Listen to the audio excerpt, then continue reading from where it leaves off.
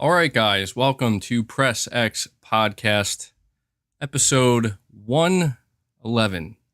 Thank you guys for waiting patiently as the intro credits roll.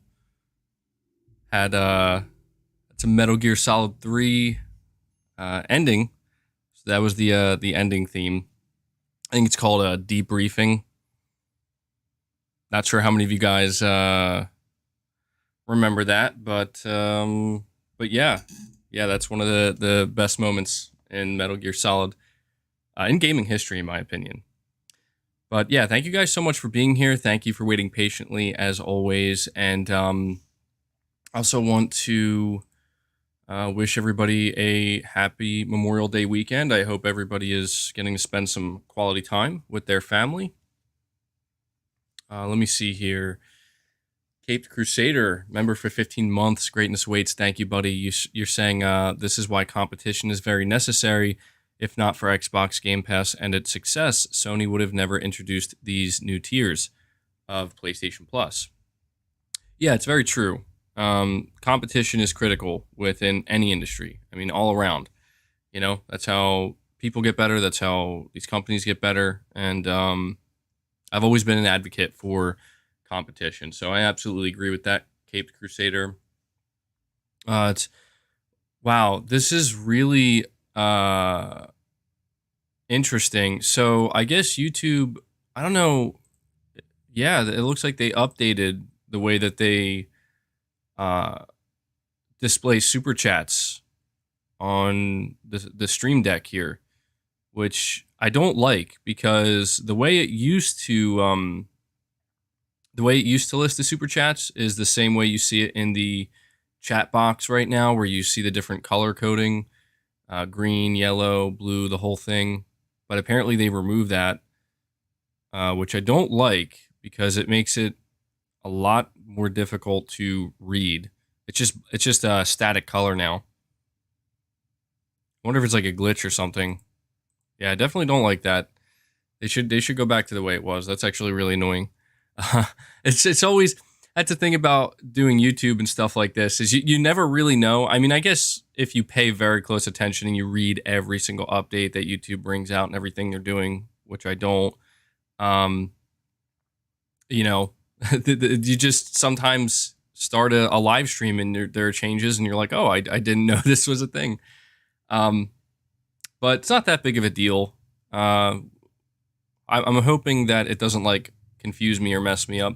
But we have Young G. Thank you for the super chat, my friend. You're saying, hope PlayStation partners have a world premiere presence at Game Fest. If not, I want them to do a state of play for God of War Ragnarok right after the Xbox show. Can't wait another month or three for a state of play / showcase.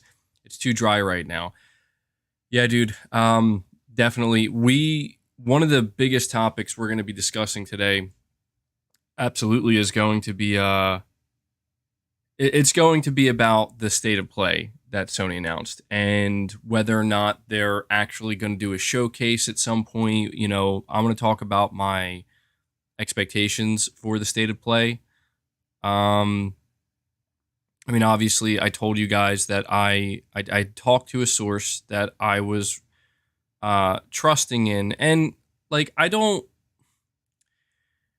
think my source was like entirely wrong. It just, what it confirms to me is that even people who know, or I don't want to say no, but they maybe have people on the inside that they talk to and they learn about these things.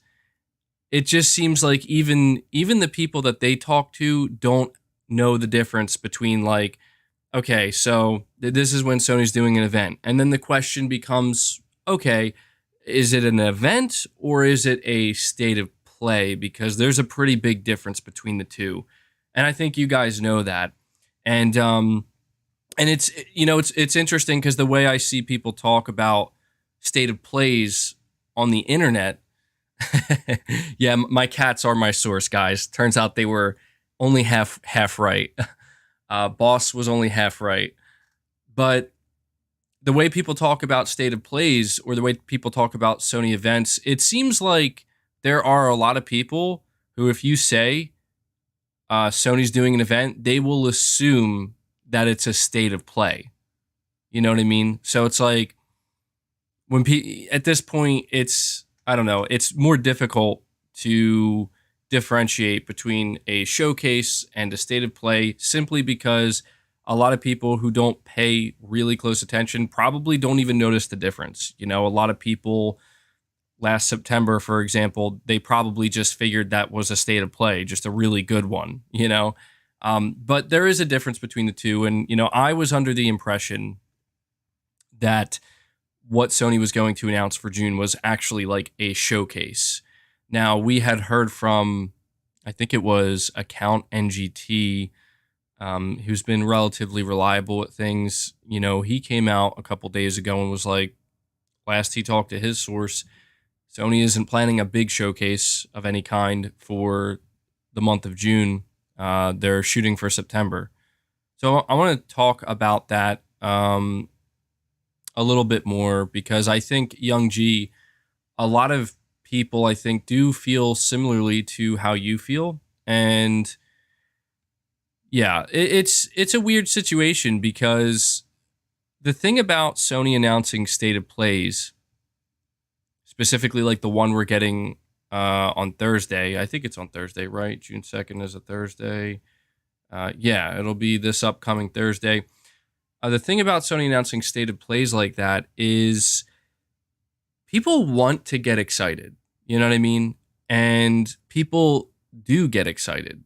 There are a lot of PlayStation fans and just a lot of gamers in general who are looking towards this state of play, and they just can't help themselves. You know, like they can't help but have kind of higher expectations and hope for something really exciting because it's true that Sony, they go extended periods of time without really having any major announcements. They do state of plays in between, but every time, I'm telling you guys, like I've been following this closer than most people, and you guys know this. I'm sure many of you follow it too. Every time Sony does a regular state of play that is not focused on a single game, such as what they did with Horizon, and more recently they did a state of play for GT7, and they did a state of play for Hogwarts Legacy. Any of the state of plays that are not focused on a single game disappoint.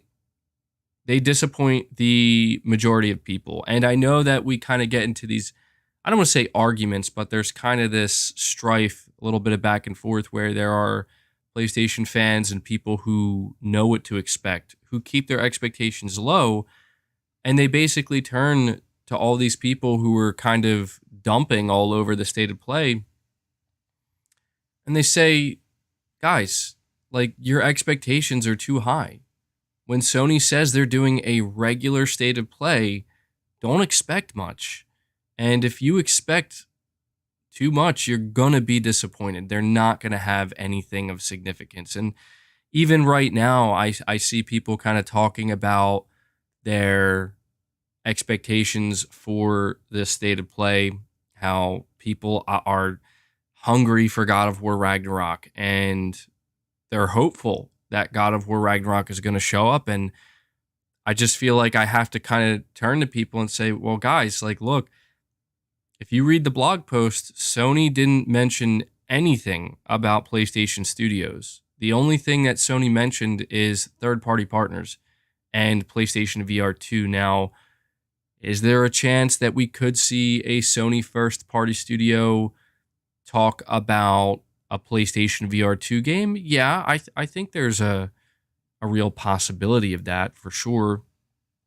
But I'm not necessarily expecting it. Just because I think it's a possibility doesn't mean I'm expecting it. And, you know, the funny thing to me, and this is the thing that gets me, because I was absolutely convinced Sony was going to do a showcase in June. And I'm still kind of shocked they're not. I mean, they could be.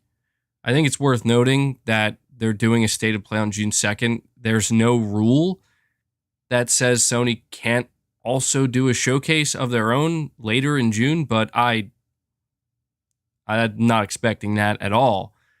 I just think that it's crazy that they're going to wait till September to do a showcase. But here's the funny thing about it. When we talk about the summertime, when we talk about the summer, the season, right? We talk about June, we talk about July, we talk about August. But the funny thing that I think a lot of people forget and just maybe don't realize, and I have to admit, even I kind of don't realize this because it's just not what I like. I don't consider September summer. To put it as simply as I can, I consider September fall. But the reality is, technically, summer lasts until I believe September 22nd or 21st. Pretty much 3 weeks into September. 3 weeks of September is also the summertime. So the idea of Sony doing a showcase in September, even though it seems too far out, it technically is still a summer showcase. It's just that they seemingly want to be the last ones to do a summer showcase. And that does make sense. That does kind of fall in line with the way Sony likes to operate. You know, the biggest red flag for me when I heard about all of these rumors about Sony doing a showcase in June is the first week of June, like a showcase before Microsoft showcase. I don't know. I just don't see Sony willingly doing that. Um, Pragmatic Hat, you're saying, I think it's a proper showcase just for PSVR2. I mean, yeah, the truth is this is going to be our first proper look at PlayStation VR2 games. And I'm going to tell you right now, I'm not expecting like any major first party reveals. I mean, we just saw the rumor of like a possible Killzone VR game, and that would be awesome. You know, I don't know. Like, I noticed that people are not very excited about PlayStation VR 2. I'm not saying that to make it sound like I'm not excited for it, but the reality is there's just not a lot of hype, truthfully, surrounding PlayStation VR 2. And I think it's kind of understandable why there isn't. I mean, we have to remember that the first iteration of PlayStation VR only sold about 5 million units, which is great for the VR space. And Sony is number one, but that's still a pretty small install base. Now, when you consider the fact that every PlayStation VR 2 headset is going to have to be tethered to a PlayStation 5, and Sony's made it clear that they're still having struggles meeting the demand, and they're having supply issues, it kind of makes sense why there really just isn't all that much excitement for it. You know, like, I followed the wave of the PS5 and how excited people got for that. And when I see how people are reacting to PlayStation VR 2, it's kind of night and day. I'm not saying VR 2 is going to fail or anything like that. I think it's going to succeed, and I think it's going to do just fine. But it's just when people talk about VR being niche, it absolutely is. It is very niche. And, you know, I guess I just kind of thought Sony was going to make a bigger deal of it, but I guess maybe they're not going to, at least not yet anyway. John O, thank you, buddy. You're saying Sony does Final Fantasy 16 and Final Fantasy 7 Part 2, hopefully at the showcase. Yeah, so actually, John O, this makes me want to go to an image that somebody had sent to me on Twitter. The image is of apparently the state of play. It's leaked out, and it's obviously fake. You know, like, for once the image is just too clear, and you can just tell somebody just quickly made it up. But I was looking at it, and I'm like, you know, even though this is very obviously a fake leaked list, the stuff that was on the list actually was pretty believable. It was a pretty believable list, and but the thing about the list is there was no Final Fantasy on it, and that's the part to me that was like, yeah, that, I don't know. It would be pretty surprising to me if Sony were to do this June 2nd state of play and not have any type of Final Fantasy content there. That, frankly, is just something that would surprise me. I fully expect Final Fantasy to show up. Young G, again, thank you, buddy. You're saying, my expectations are low for this state of play. but they have to deliver the next time they do something. No more third-party stupid platformers. Um, I put out this tweet, and not everybody agreed with me, obviously, but I figured I would share it here because it was true. Where to paraphrase what I said, I pretty much said, look, I don't mean to sound entitled, but I want to learn more about PlayStation Studios. I want to hear more about what they're working on. I want some new game reveals from PlayStation Studios. I want updates on games that we know about, which isn't very many right now, but I want updates on that. I appreciate Sony's third-party partners, and I appreciate the fact that Sony gives their partners as well as smaller indies their own spotlight. But it's just the fact that throughout like the overwhelming majority of the year, it seems like this is what we get. We just get these smaller state of plays, and every single time we hope for something more. We look forward to Sony making that announcement of, we're ringing the bell, guys. It's time for everybody to show up. But they basically have to tell us, just don't expect anything from PlayStation's first party. And it's just like my expectations are now bottom of the barrel, like almost, right? Like my hype is killed. They just killed my hype. You know what I mean?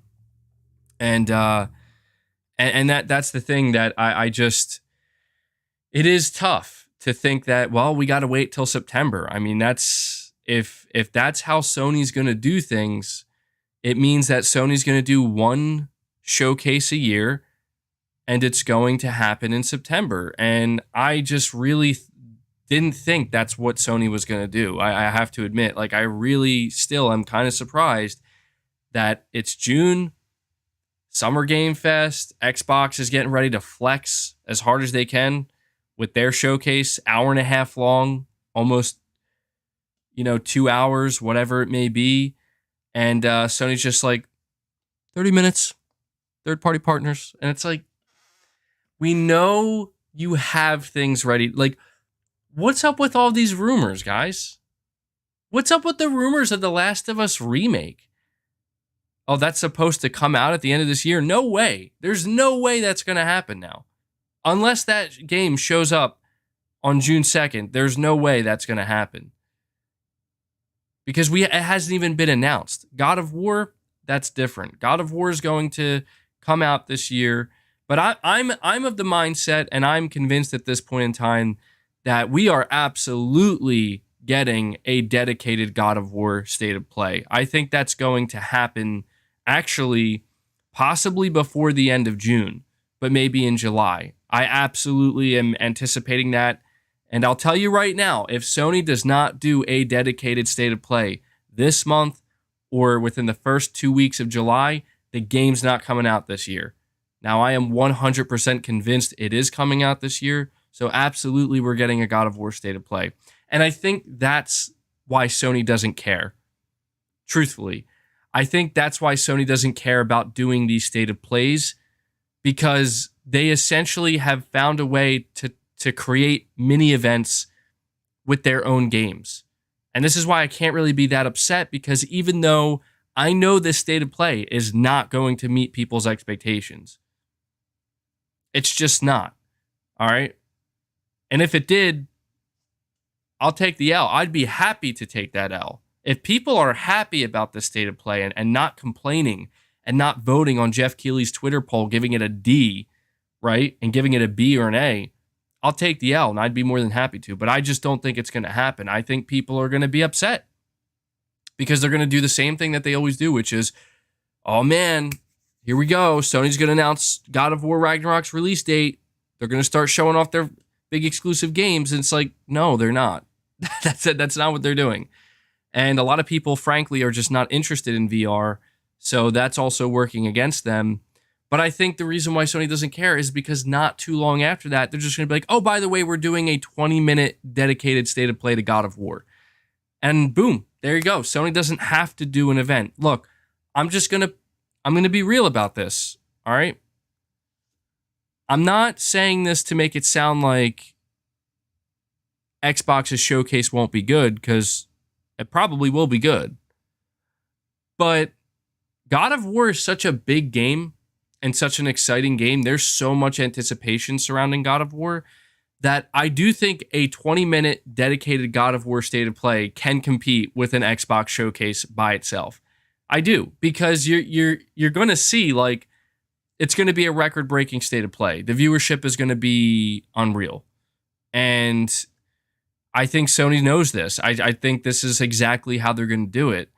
I really kind of thought that Sony was going to want to do a regular showcase and have God of War kind of at the center of that.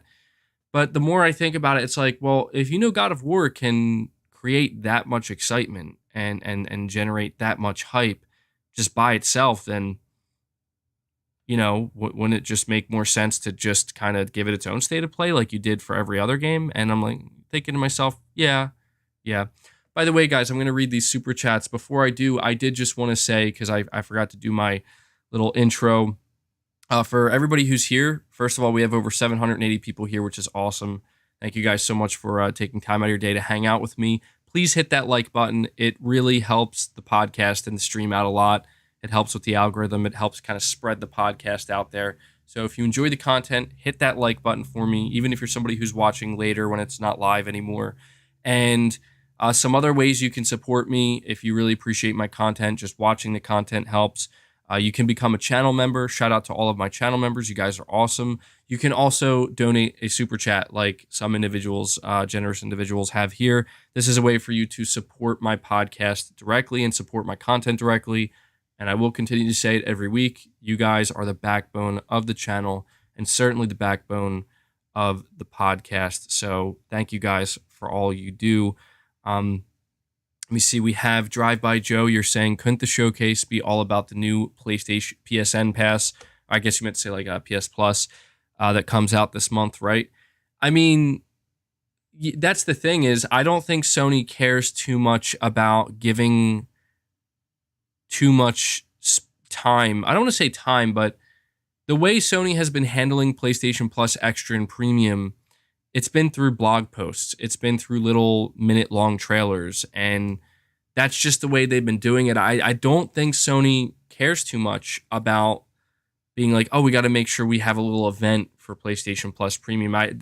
If they were going to do that, most of the good news, like, for example, trophy support for PS1 games, that's not something Sony would have just announced, on Twitter or through a blog post or whatever. Or the lineup of games like Demon's Souls, Returnal. This is stuff that they would have saved for an event if they were going to do one by the time it was coming out. So it does, what it does reveal is that Sony is, as we know, they are willing to announce, like, make bigger announcements, I should say, and reveal more important information in a more subtle way through blog posts. I mean, just think about the past couple of years where the first time we got our first information about the PS5, think about this for a second. Back in 2020, the beginning of 2020, the first piece of information we got about the PS5 came from an interview that Mark Cerny and Jim Ryan did with Wired. Okay? So it really does go to show that Sony, they do operate differently these days. Anthony Perez, you're saying, my hope is that there is a Ragnarok release date reveal trailer at Summer Game Fest, followed by a dedicated Ragnarok state of play before September. Yeah, that's the other thing that people are kind of wondering is, what presence is Sony going to have at Summer Game Fest, if any? And I do think Sony will have a presence. I don't know. I mean, maybe we could get like a release date trailer. That would be pretty good. And I guess Sony wouldn't need to save both, right? Like, Sony could have a separate release date trailer for God of War Ragnarok, and then, like you said, do a state of play before it releases. I'm fully convinced that God of War Ragnarok is releasing in September. So I'm telling you now, I got to stop talking so confidently. I apologize. I have this tendency to talk with this type of confidence, like, oh, I don't know anything, but I wish I did.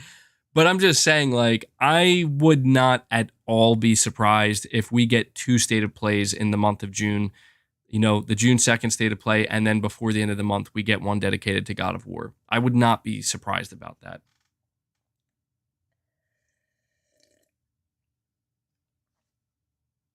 Um. So yeah, I mean, Anthony, what you're saying, I think it sounds very plausible. Uh, Zagadka, you're saying stop putting pressure on Santa Monica. All those boat animations take time. Well, you know what? The thing is, I don't think we're really putting pressure on Santa Monica Studio. And the reason why I say this is because the game, that being God of War Ragnarok, was rated in Korea. And here's the thing about a game getting rated. When a game is being rated, the reason why you can look at that as, oh yeah, this game's getting ready to come out very soon. The only time ratings are submitted is when the game is completely content finished. Like from top to bottom, every piece of content, everything that is going to be in this game is done. Because, you know, that's just how these things work. You can't submit a rating for a game that isn't finished, because if something changes after the fact and it doesn't match the ratings, you're going to be in trouble, you know? So there's no doubt whatsoever. Like, guys, Ragnarok is dropping in 2022, but I do think that September just sounds like the right time. I really do. It would be a little bit surprising if Sony went with October or November. They don't traditionally do that. So I'm thinking September. John O, again, you're saying MBG let Sony announce a few new acquisitions at the show, maybe with the third-party trailers. They announced the hype would skyrocket, LOL. To be honest, I feel like I'm kind of done with the acquisition talk or even speculation because, I mean, that's the thing with acquisitions, man. We have no clue. I mean, the only thing I feel like I can say with confidence about acquisitions, because I do hear what you're saying, like that would be it would be a first. It would be a first if Sony announced an acquisition during a state of play. So that's why I'm not anticipating it, but it would add to the hype factor for sure, you know? But my whole thing is that, you know, Sony, Jim Ryan said they're far from done with their acquisition spree. And what this tells me is that Sony's on the phone probably every day. Probably every day, talking to you know, all different studios, all different publishers, seeing if they can strike a deal. I think that's just how it's going down. But I fully expect Sony will announce more acquisitions this year. But I just don't feel the need to try to speculate anymore who it could be, because who knows, man? Who knows?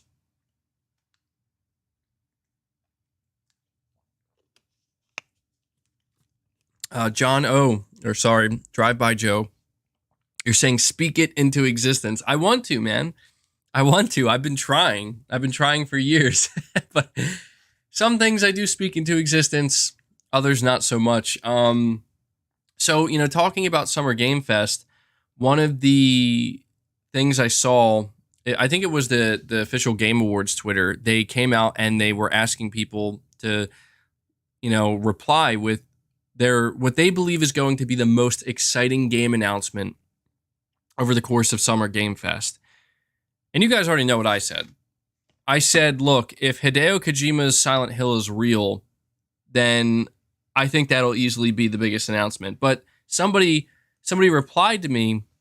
Well, I actually got two replies that were interesting. The first reply was somebody telling me, they said, well, if all the rumors about Hideo Kojima working on Silent Hill and Sony's involved, and it's like presumably going to be a PlayStation exclusive, wouldn't Sony want to save that for like their own event?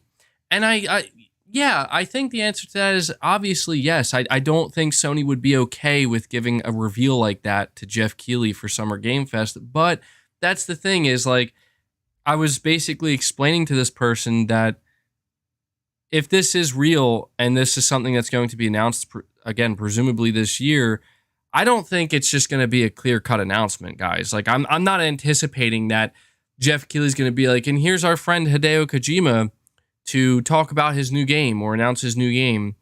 I don't think it's just going to be Kojima coming out and being like, okay, guys, Here's Silent Hill. I'm making Silent Hill. Like there's no way it would go down that way. That's just too uneventful. That's just too on the, it just, that's not how it's going to go down if it is real. I think what would happen is Hideo Kojima would be announced to be at the show.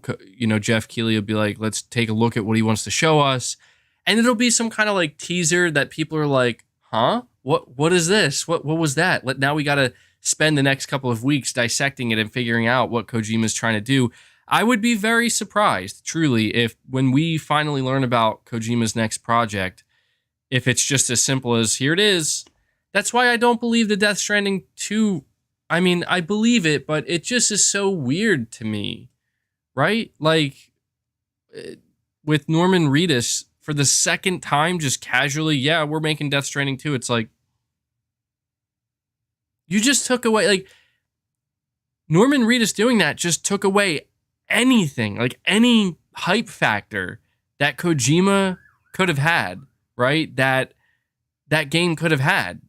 And I just don't believe it, man. Like it's just too much. It's too much for me because I'm just thinking to myself, like, all these rumors and how crazy people have gotten, including myself, over the past couple years trying to figure out what Kojima's doing. You're going to tell me it's spoiled just by the super casually, just by Norman Reedus for the second time.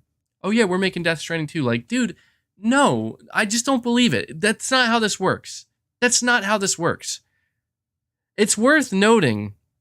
Yeah, I know. Well, I know it's like not technically spoiled, it was leaked, but it's worth noting that article, like where Norman Reedus said that, he said that in a publication that is not a gaming publication. It was up for 3 days. 3 days before we learned about it. You're going to tell me nobody, not a single soul involved in this industry, Sony, Konami, everybody at Kojima Productions, no one found that before, you know what I mean? Like, I just, to me, I don't believe it. I don't believe it. I just don't believe it. And I know that maybe to some people I just sound delusional or like I'm in denial, but that's the truth, is I am going to be in denial until I see it. It's not that I don't want Death Stranding 2. It's just there's no way this is how this whole thing ends, with just Norman Reedus accidentally leaking, oh yeah, guys, it's Death Stranding 2. Norman Reedus isn't stupid either. Like, this is what bothers me, is people think he probably just doesn't know how the gaming industry works. Like, are you kidding me? He absolutely does know how the gaming industry works. He probably knows better than a lot of us. He's directly involved with it. And he's been working with, Kojima for many years now. He's been working with Kojima since like 2014. But here's the thing. Norman Reedus has been part of one of the biggest shows in television history, that being The Walking Dead. And yeah, Norman Reedus has not once ever leaked anything about The Walking Dead. Hollywood has NDAs. This is why I'm saying it is unbelievable. It's actually unbelievable. And I'm telling you, it is smoke and mirrors. It absolutely is smoke and mirrors. I think it was planned out. I think that, I don't know, man. I don't know. Maybe maybe this is just wishful thinking. This is what I want. But I'm just like, dude, you want me to believe the man who was part of The Walking Dead, who never once leaked a single thing about The Walking Dead, even though there was a crap ton of things that could have been leaked, some of the biggest surprises in that show's history, he just is out here being like, oh yeah, we're making Death Stranding 2. Yep, that's what we're doing. Yeah, and that's something else too. It is worth noting that suddenly we're talking about Death Stranding 2 as soon as the Silent Hill leaks come back. You know what I mean? As soon as the Silent Hill leaks come back and the rumors come back, there's Norman once again talking about Death Stranding 2. I'm definitely not going down the rabbit hole today, but I was mentioning this only because, again, like, one of the things I am expecting to be part of Summer Game Fest, just because I got off track once again. Surprise, surprise. Is I do expect Hideo Kojima to be part of Summer Game Fest. Now, he did not explicitly say that he's going to be at Summer Game Fest, but he was there last year, and I mean, it's Jeff Keighley, I just don't see Jeff Keighley doing a show that doesn't in some way, like, just as a reminder, Jeff Keighley brought Kojima on for a 5-minute segment last year during Summer Game Fest, where all Kojima did for 4 minutes straight was talk about his new game without actually saying anything about his new game. So I'm telling you, like, it would be weird if Jeff Keighley didn't get Kojima involved in Summer Game Fest. I would like to see Blue Box Game Studios at Summer Game Fest. Now, that would be a fun one. That would be a fun one. But that is one thing that I do believe we will see at Summer Game Fest, and how that maybe associates with PlayStation is, I mean, it's pretty obvious that Kojima's working on a PlayStation game, guys. Wouldn't surprise me if he's working on a PSVR2 game. And that's one thing I did want to mention as well. I mean, we know that with this upcoming State of Play, Sony's going to be showing off our first glimpse at some PSVR2 games. I mean, there's been some rumors that, there's going to be that Kojima maybe is working on a PSVR2 project, like a demo of some kind, something. And I'm just like, could we see it there? I mean, he's technically a third party, right? He's always talking about how they're independent and whatnot. So I don't know. I it's hard for me to predict anything anymore, because I feel like we've all been waiting for a lot of things, and Sony is just, God, they're taking their good old time, aren't they? They really are. But that's the thing with Sony, is even though we are forced to wait and they go quiet for long periods of time, we know that the wait is worth it, right? Like, when has the wait not been worth it? Yeah, Project Sakura. What is that, right? It's apparently like a PT like Silent Hill demo, and this is why I was saying, I'm like, who would make that? Who would make that? Who would have the balls to try to replicate what Kojima attempted with PT? Right? I mean, I guess somebody could, but I don't know. Dude, that is funny. I gotta admit, man, that you're saying Jeff would hype your grandmother's funeral by hinting she might come back to life. Oh my God, dude. That is savage. But I gotta admit that I feel like the reason why I always fall for Jeff Keighley's hype is because I'm kind of a hype man myself. I fall for my own hype, And that's why I don't really get mad at Jeff Keighley, because it's like, I think that dude really does genuinely get really excited about things, but he just, I don't know. I could see myself being like Jeff Keighley, unfortunately. Maybe not unfortunately, but I could see myself being like Jeff if I was like making shows and stuff where I would hype everything to no end. But, it's also part of the guy's job. Like, what is he supposed to do? Be like, hey guys, keep your expectations low for my event. Like, he's not going to do that. Josh, you're saying State of Play might be fire for PlayStation VR2, COD VR, Resident Evil 8 VR. I don't even think of that. Horizon VR, Half-Life Alyx VR, Final Fantasy 16, Gran Turismo VR, Street Fighter 6 could be good without the first party. See, I don't know, Josh. This is where I gotta encourage you, man. I feel like you might want to tone it down at least a little bit, because I'm just gonna tell you right now, there's no way we see all of those games that you just listed at this. That would be too much. At the very least, I would remove Horizon VR. I would remove Gran Turismo VR. I mean, I feel like Final Fantasy 16 would be there, but then again, dude, I don't know. Final Fantasy 16, that's a huge game for Sony and Square Enix. I could see that having its own State of Play. I mean, let's not forget, Sony made it clear that they will do State of Plays for individual games like Hogwarts Legacy. So But I mean, I get what you're saying, Josh. I do want to try to remain somewhat optimistic about, you know, what we're gonna get with Sony at this state of play. I'm not necessarily. I don't want to get my expectations high. I feel like that's the thing. Is like my expectations for the state of play, they're not high, but I am trying to remain somewhat optimistic. Where I'll probably go into the state of play looking at is like if there's just one game, one big game that shows up, whether it's for VR or just for PS5, that gets me excited that I wasn't expecting, right? It'll be a successful show to me because it's a state of play. And I refuse to have high expectations for state of play. I refuse. I just can't do it. The last state of play Sony did, I had the same attitude where I'm like, I don't expect anything. And what do you know? They really didn't show much of anything and nothing really that exciting.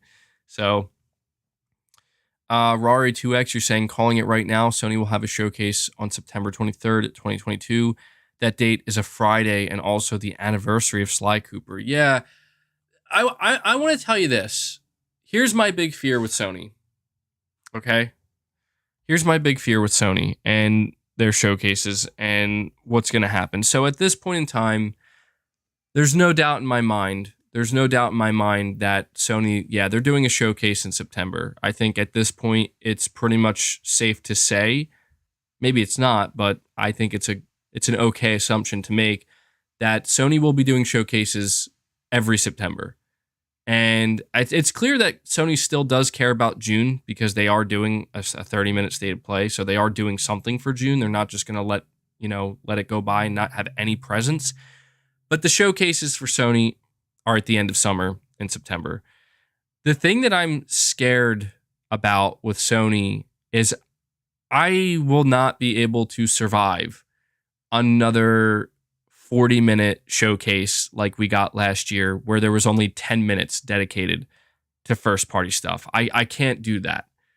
I can't do it, and but I'm afraid that is kind of what Sony's going to do again, where, I've kind of excused Sony a lot with the way they've handled things for the past 2 years, roughly, mainly because it's like, well, yeah, there's a lot of stuff going on in the world, the chip shortage, so maybe they're just going to kind of take it slow for the first year and a half. But I'm just like, I think what makes it just so much worse is that we hear all of these rumors, man, about this game, about that game. You talk about like Sly Cooper and like, I legitimately, like, I want to be excited, man. Like, I want to say, oh, dude, if Sony does a showcase on September 23rd and they're going to announce Sly Cooper, what I kind of feel is that what if that's like one of the only games they announce at their showcase? You know what I mean? Like what if Sony does a 40-minute showcase in September where the first 30 minutes are mostly third-party games, mostly, and then they save the last 10 minutes again for first party, and then one of the only games they announce is Sly Cooper, and it's like, look, I'm gonna just be real right now. I'd be happy for a Sly Cooper announcement, but that's not. I'm not a Sly Cooper fan. Like, I've never really played those games. I've never been into them. I'd be willing to give it a chance, but that to me, that is not what I'm showing up for. You know what I mean? And I feel like it's justifiable for me to kind of have this mentality towards Sony right now, because not because they won't deliver, not because they don't have games. We know they do, but just because I begin to get this feeling that Sony is just trying to hold back as long as they can, man. I think Sony is. So here's what I'm baffled about. I got to tell you guys this. Like, this to me is like, this is why I was completely blindsided by the state of play announcement. You ready? We just heard from the horse's mouth. No offense to Jim Ryan, but from Jim Ryan, we heard from him directly that they have two 2 unannounced live service games that are releasing in the next 9 months. I need to emphasize that, releasing in the next 9 months. There are currently 2 PlayStation video games that have not been announced that are going to be released in the next 9 months. This is why I am truly flabbergasted at how Sony is not doing an event in June. Like, I'm just so confused at how they're going to like. I guess maybe if Sony had, these 2 live service games, I guess maybe Sony's just okay with revealing them literally like 3 months before they launch. That's the only thing I can assume here, because I know that not everybody's excited for live service games, but it's not about the live service games. The point that I'm trying to get at is that how do you say you have 2 games launching over the next 9 months, but yet you're not. We did get that rumor. I forget where it came from, but we did get that rumor that apparently Sony is considering starting to reveal games outside of their showcases, where they're not going to save every game announcement for the showcase. They have too many. They're going to start announcing them like sporadically throughout the year. At this point, it seems like, yeah, that actually does seem very plausible, because again, like, these games that Sony's going to be announcing and releasing in such a short time period, they're going to need marketing time. They are. Let me see. Josh, again, you're saying you got to remember this is the first look at next-gen PSVR2. They said several games. If they want to make a splash, they're going to need to show bangers. Josh, I absolutely agree with you, man. I absolutely agree with you. Like, I'm completely on board and of the mindset that this is your first proper, like, here's why you're going to want to maybe buy a $400 or $500 VR headset on top of your $500 PS5. They're going to have to make a splash. But I truly do mean when I say I cannot get excited for stated plays. I just can't. I won't allow myself. Trust me, and that's difficult for me to do, man. Like, you know me, I'm the hype man. I'm the hype guy. Like, I'm the dude that wants to be excited about everything, but I cannot. So all I can say is that if Sony has some surprises, I'm ready to be surprised. But I do not anticipate it. I do not expect it. I'm going in with bottom of the barrel, low expectations for the state of play. And I know that some people don't like that because they feel like I'm going to be like overly. I'm not going to be overly negative. I'm not trying to bring anybody down. I'm not being overly negative. I'm just simply saying, just for me, I have low expectations, very low. If you were to say to me that you have high expectations and you're excited, I'm not going to be the person to tell you not to be excited. I'm not going to be the person to tell you to lower your expectations. No, feel how you want to feel, man. But all I can do is just speak for myself and give you my reason. So, but I do agree with you, Josh. This is going to be the first time Sony's showing off games for PSVR2, but I mean, imagine if you're going into the state of play, assuming you're going to see some banger PSVR2 games, and Sony just literally reveals like 3, and they're just like random no-name games that are like, what? I'm just saying, it's a possibility, man. It's a possibility. But we'll see. We'll see. Maybe as we get closer, maybe some things will start to leak out. I don't know. Anthony Perez, you're saying, remember Sony didn't announce the PS5 price, release date, or launch lineup until September of 2022, 3 months before launch. They are crazy patient. Yeah. So, and that's the thing that I tried to emphasize earlier in this topic, is that even though, look, I know I can't be the only one that views September as a fall month. I know September is a summer month, but to me it feels like fall. And it is just worth noting that, yeah, like pretty much all of September is summer. And technically anything Sony wants to do in September, they're still doing it in the summer period. So September seems to be the month that Sony likes. I think that's the month that they carved out for PlayStation. Frankie, you're saying Factions 2 and whatever Deviation Games is cooking up. That's my guess. Yeah, that's the thing, dude, is like Factions 2, The Last of Us Online. I want to see this game. I'm going to be honest, like I get it. I understand. I understand. Like this is where I do want to shift to the next topic, okay? So the first topic we just discussed was about the state of play. Actually, you know what? Hold on really quick before I do shift to the next topic. I did want to be sure to read this to you guys really quick. This was the supposed leaked list of the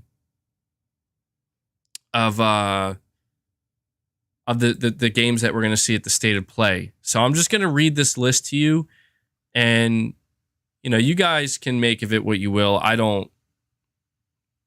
It's not a real list, but I'll just tell you what this person said. So it says here, PlayStation State of Play, June 2nd, version 2, whatever. So the first announcement is an announcement trailer for what is being called Project Destructive. The second announcement is going to be Stray, final trailer.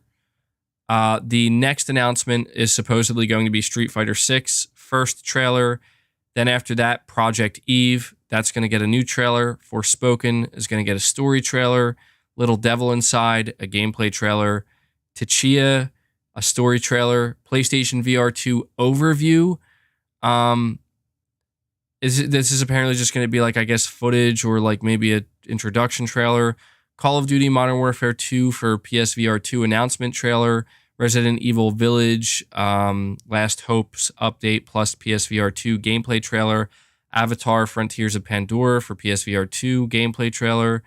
Demonium plus VR2 announcement trailer. And then here's the thing at the end that I'm like, you know, I want to believe this because that would be awesome.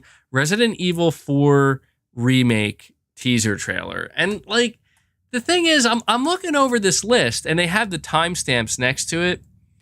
And I'm just thinking to myself, I mean, yeah, like a lot of those things that were mentioned seem like relatively safe bets, but I don't know. Like the one thing I could tell about that is it just seems like it's too much. You know, like I just don't see Sony packing in that much. 30 minutes is a long time, but still, we know how these things go. And yeah, I think there's just too much on that list. And the big thing for me is Resident Evil 4 Remake. Well, I will say this. I think that game is too big to announce at a state of play, but, and again, this is just where you can kind of see my hopefulness begin to shine through, even though I don't want it to. I will say a teaser trailer, like a proper, like 15, 30-second teaser trailer for RE4 Remake. I mean, yeah, that I could see happening simply because that's all they would need to show and they win. You know what I mean? Like you show a 30-second teaser that doesn't show anything except the logo and maybe just like, I don't know, like some audio of the game or just something like that, right? If they do that, I think that'll automatically make the state of play a success. But I am fully of the mindset that Sony will absolutely, if they do secure the marketing rights for Resident Evil 4 Remake, that's something you want to show at your showcase. You don't want to show that at a state of play. So, but yeah, that's I just wanted to run by that list before we move on to the next topic. The next topic I want to talk about is I think a really interesting one because it's, you know, one of the things that I put here in my title is PlayStation's future plans. Now, I put out a video, I think it was on Thursday. I'm not sure how many of you guys watched the video. It was what I titled, like, you know, PlayStation just got some amazing news. And what we went over was Jim Ryan essentially laid out the next 4 to 5 years of the PlayStation brand. And a lot of PlayStation fans are not happy about a lot of the things that Sony's doing. And I want to dive into this and give my thoughts on it because I do have some strong opinions about some things. And I don't expect everybody to agree with them, but I just kind of want to explain my reasoning for having these opinions and these thoughts. So the first thing I want to focus on, oh God, my ear keeps filling up, man. The first thing I want to focus on, sorry if that just made a really loud noise on my mic. I just like accidentally hit my my microphone stand with the tip of my water bottle, and I can only imagine it created a very loud sound.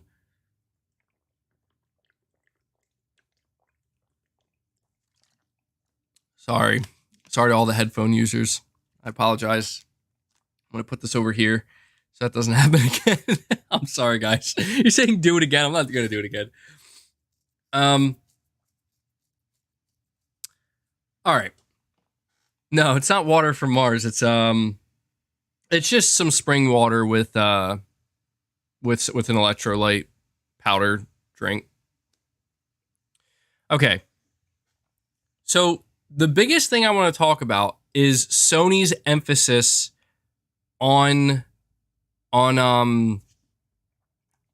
live service games, because I'll tell you right now, a lot of PlayStation fans are very much against this, and I'm usually like at odds with a lot of PlayStation fans with this, because I'm actually like not nearly as against this as a lot of PlayStation fans seem to be. And what I want to do is I want to read to you real quick. Let me find it. I have to find the right article. I have it right here in front of me. Let me bring it up. Sorry, hold on. Okay, yeah. So there's this article from VGC where it says Jim Ryan says PlayStation has 2 unannounced live service games coming this fiscal year. That's according to Sony Interactive Entertainment president Jim Ryan, who said during a business briefing on Thursday that the company currently had what it considered to be 1 live service game in MLB The Show. When asked by an analyst if the 2 additional titles were announced or included a Destiny release from Bungie, the studio it's set to acquire, Jim Ryan said Destiny is not included in the 3 games slated for fiscal year 2022. The 2 others are yet to be announced. And this is the thing that I want to focus on. During the briefing, Jim Ryan said Sony considered live service titles to be games with no end. Sony plans to have released 12 such titles by its 2025 fiscal year. A slideshow during the briefing indicated with 3 arriving in fiscal year 2023, 4 live service titles in fiscal year 2024, and 2 more in fiscal year 2025. During the same briefing, Jim Ryan suggested that at least some of these live service games that are in development are planned for PC. And there was another important quote from Jim Ryan where he basically, the way Jim Ryan talked about it is he said, live service games will be transformational for the PlayStation business. And this, look, here's how I see it. And I also want to mention this. Jim Ryan also said that they are PlayStation has been focused on what he called a narrow market. And the narrow market that he was referring to is the AAA single player blockbuster exclusive games. That is the narrow market that Jim was referring to. And this is where I feel like what Jim is saying and what PlayStation is pursuing is inherently at odds with what PlayStation fans expect. And the reason why I say this is because PlayStation fans have been conditioned to expect, AAA single player games. And the thing that I think a lot of people don't realize is that Sony is not pursuing live service games over single player games. When Jim Ryan talks about the market being narrowed, what he means is that they have conquered this narrow market. PlayStation has won the battle. They've won the war, actually. Not even the battle. They've won the war. The war that Sony has won is, okay, we pretty much had to learn over the course of 3 decades that this is how you make big single player games. This is how you make millions upon millions of dollars and become profitable off of making single player, games. But the thing is, it seems that it's kind of tapped out for Sony. You know what I mean? Like Sony, they talked about the PS5 platform, and Jim Ryan, according to him, it's the most successful platform by far for them. And they fully anticipate that the PS5 is going to outsell the PS4 by possibly a good margin.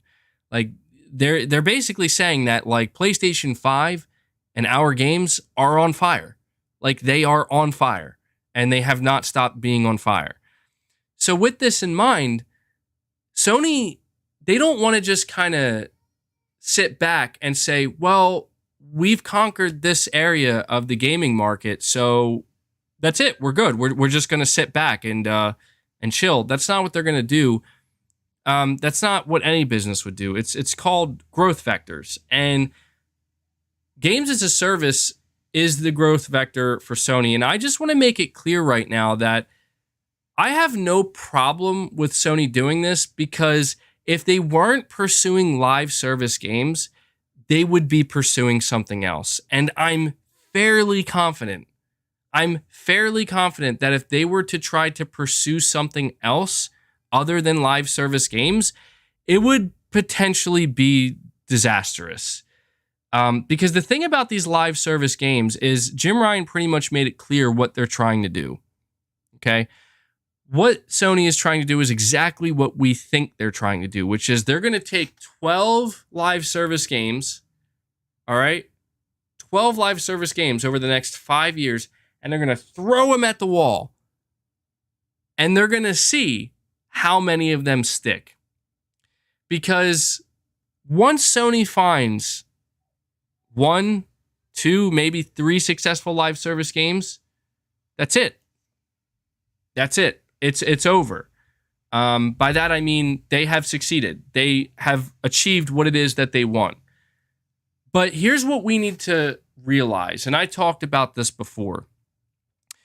People have concerns that, well, if Sony finds a unicorn, I guess you could say, a live service unicorn, right? Like they put out a live service game, maybe it'll be Twisted Metal, maybe it'll be The Last of Us Online, something along those lines, and it just obliterates. Like it's just one of the top talked about, it's up there with games like GTA Online,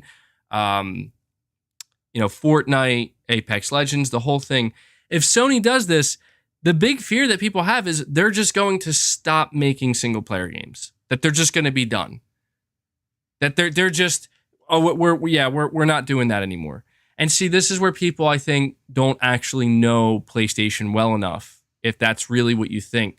Because Sony isn't Rockstar, okay? Sony isn't EA. Sony sells millions of copies of their single-player games. They know that their single-player games sell millions of hardware units. Sony also knows that if they were to stop making single-player games, they're not going to be able to sell these games at full price. They're not going to be able to sell millions of copies of these games. They know that they're going to lose a massive market that they spent decades carving out for themselves. And more importantly, they're not going to sell hardware. They're not going to be able to push console units the same way. So I'm going on this, not a tangent, but I'm talking about it in this way because people are too doom and gloom when it comes to, I think, what Sony's pursuing. And I'm not saying that, oh, guys, you should love live service games. Embrace the live service games. I'm not saying that. I totally understand. Believe me, like I've been against most live service games. because publishers screw them up. The idea of a live service game in and of itself is not inherently a bad thing. It's not inherently a bad thing because it's okay. Like a game that just keeps getting updated, right? That people can keep going back to and playing. It's no big deal. It's when it's not developers, but it's when publishers do two things. One, they create a completely ridiculous, unfair monetization scheme that screws everybody over. Or two, they end up abandoning their original plans. Devil Shooter says, you said a few podcasts ago that you would be scared if Sony finds that unicorn. Yeah, I mean, look, deep down, I would be a little bit nervous because I don't know what Sony would do. Everything I'm saying, I'm just predicting. I'm not Sony. I'm not Jim Ryan. I mean, look, for all we know, deep down inside, Jim Ryan's main goal may be to eventually abandon single-player games. I mean, I know that's a loaded statement, but that could be his ultimate devious plan that he's hiding. I just don't want to believe that because that's fucking ridiculous to me. Like, why would you ever do that? Why? Like, why? Why? Like, who at Sony would let that happen? There's no possibility of that happening. Because, again, like, why would you willingly stop making games that sell 10, 15, 20 million units? Why would you do that? You know what I mean? Like, even if you have do you know what other publishers would do to sell games like that?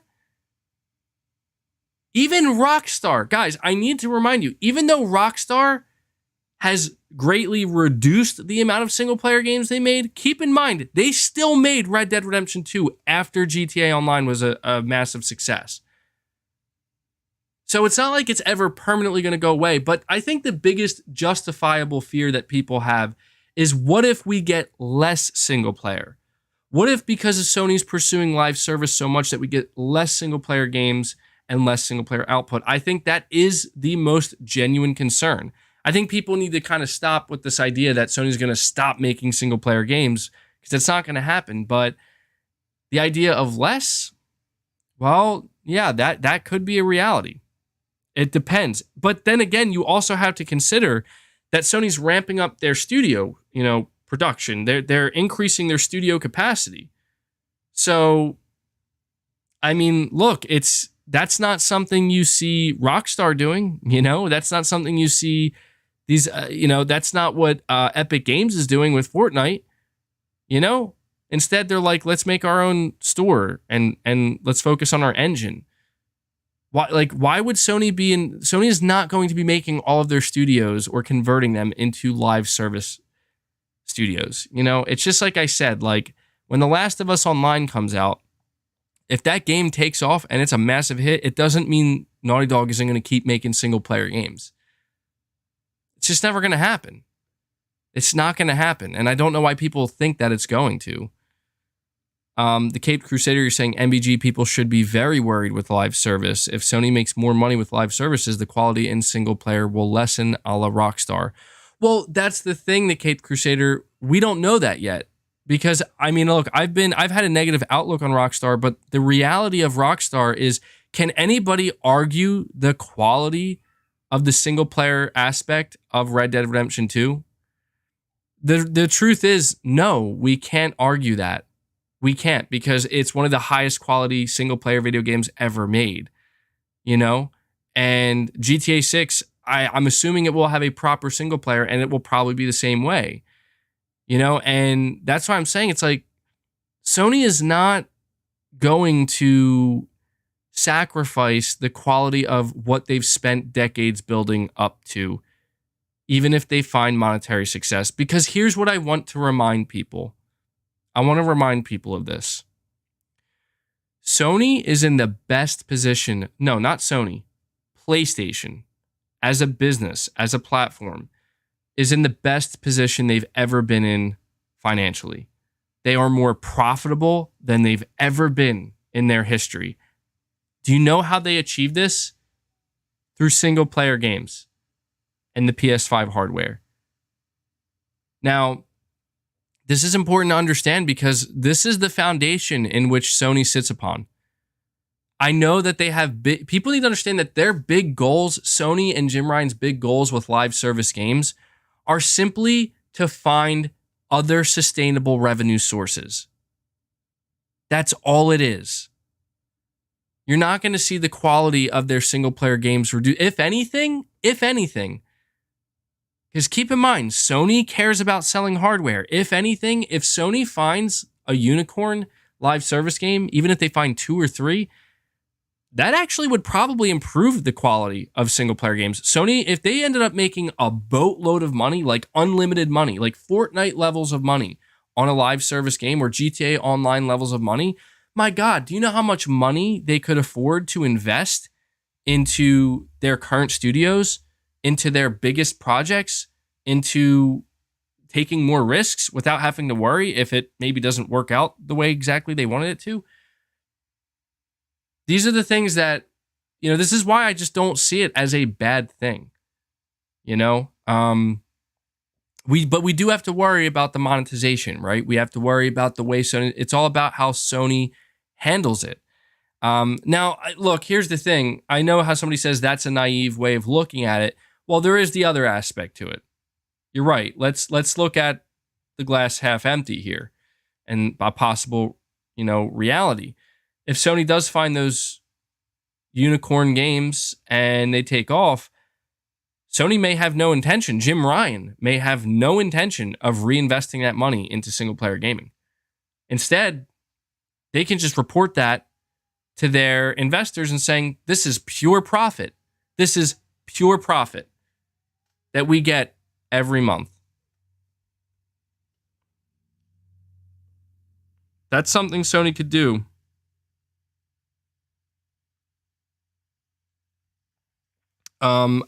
But the thing is, I don't want to believe that that's what Sony would do. But let me talk about it from another perspective here. We have Josh. You're saying people don't realize how much of a W it would be if Sony has Half-Life Alyx at launch for PSVR2, 2.5K PC setup to run that properly, 1K PS setup. I agree, dude. I remember there were like rumors a while ago that that's actually something, that's something that Sony apparently did lock down and they did get. But we'll see, man. I mean, Half-Life Alyx, I think that would be a big win for Sony. And actually, that is one game that I would anticipate seeing at this upcoming State of Play. That's not something that would shock me too much. Sorry, guys. All right, so I want to. There was something else that I was meaning to say, and I felt like it was kind of important. Oh, okay. So I have two things. First, I want to say this, and this is a message that I want to communicate to all of my viewers and anybody who happens to, come across to this podcast and listen to it to this point and listen long enough. And this is something I will absolutely continue to reiterate time and time again. And that is, look, I'm just here to give you my thoughts and my opinions on the things that Sony is doing. I'm not saying what I'm saying in the hopes that people agree with me, because that's not what this is about. But the one thing I really do want to communicate to everybody is, look, I see a lot of people that are like, I hate this direction that Sony's going in. I hate live service games. I absolutely wish Sony wouldn't do live service games, and I hope this fails. I want to remind you of one thing. Just like I said, what has made PlayStation so successful today?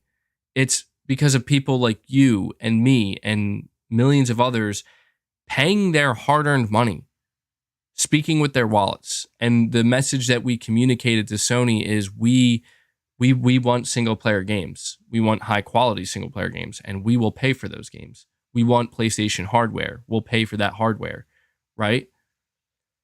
My biggest encouragement to everybody is if there is something that Sony is about to pursue that you are not a fan of and you're just completely against, such as like The Last of Us Online, Twisted Metal live service game, whatever it may be, The biggest and most important thing for you to do is to send a clear message to Sony with your money, with your wallet. And that I have to really encourage that, because while I maybe am excited for The Last of Us Online, and truthfully speaking, look, I don't know if they're going to charge money for The Last of Us Online. I don't know if it's going to be free to play, but there's a good chance that I'm probably going to spend some type of money on that game at some point. But, you know, this is the way that you communicate your message. If I was truly against all live service games and I was against everything that Sony's doing in this space, the one thing that I would ensure is I never give them a cent, not a single cent, that encourages that or supports that. The only place my money would be going is their single player games. That's it. That's it. But the reality is, guys, and I have to tell you this as well, you have to also think to yourself, why is Sony doing this? Why do they care? Like, why is Jim Ryan so hell-bent on having a successful live service game? Why? Because, guys, you have to realize that the data that Sony sees, and believe me, they collect all the data. I know it's money. I know people are saying money, but even like, let's kind of focus in on this here. Obviously, money. Sony has money. Sony's not short. It's not a trend. It's not a trend, guys. It comes down to this. It's because the numbers don't lie. And the numbers right now in the gaming industry in 2022, what they are telling not just Sony, but Microsoft, even Nintendo, even though I don't think Nintendo cares, but EA, Activision, Ubisoft, even Bethesda, what the numbers are telling all of these business executives that are running these companies is live service games are the way to go. Do you know why? Do you know why, though? It's not just because it's not like the numbers just come from nowhere. The numbers don't just come from nowhere, people. The numbers come from gamers, from people playing these games, spending money on these games, and just living inside of these games, people. I'm emphasizing this so much because it's important to understand that when I say we, I'm not talking about like you or me. I'm talking about just the greater whole of the gaming community, regardless of whether that's adults, teenagers, kids. This is the message that the gaming community as a whole has sent to these publishers. And there's not, like, the reality is, this is why I try to tell you, like, the only way you can fight this, the only way, is know where your money's going. But I'm going to be real with you right now. I'm going to be real. I think it's a losing battle. I don't think if a million people decide, you know what, I'm not playing this live service game, I'm not giving my money to this live service game, I don't think that's going to make live service games any less successful. I don't. Because the market, the greater market has accepted live service games. Guys, Sony just bought Bungie. You know? Why do you think they bought Bungie? Why do you think Sony spent the most amount of money they ever have on a single acquisition, as far as I'm aware, on a studio who makes their entire business model is surrounding a live service model? This is just the way it is. And again, like, I don't think it means that Sony's ever going to stop making single player games, but here's where I want to talk about something a little bit differently. Well, it's the same topic, but I want to talk about it from a different viewpoint. Let me get to these super chats. Josh, you're saying people don't realize how much of a W it would be, or sorry, I already read that one. You're talking about Half-Life Alyx. Lyro, you're saying Rockstar fanboys, not the community, are the worst, defending GTA Online, defective edition, etc. I don't want another one like that here on Sony. And that's the thing. That's where I'm like, I'm not trying to be a fanboy towards Sony. And what I'm about to talk about is what will kind of paint that picture. By the way, I do want to apologize. I don't know if you can hear my son's kind of crying in the background.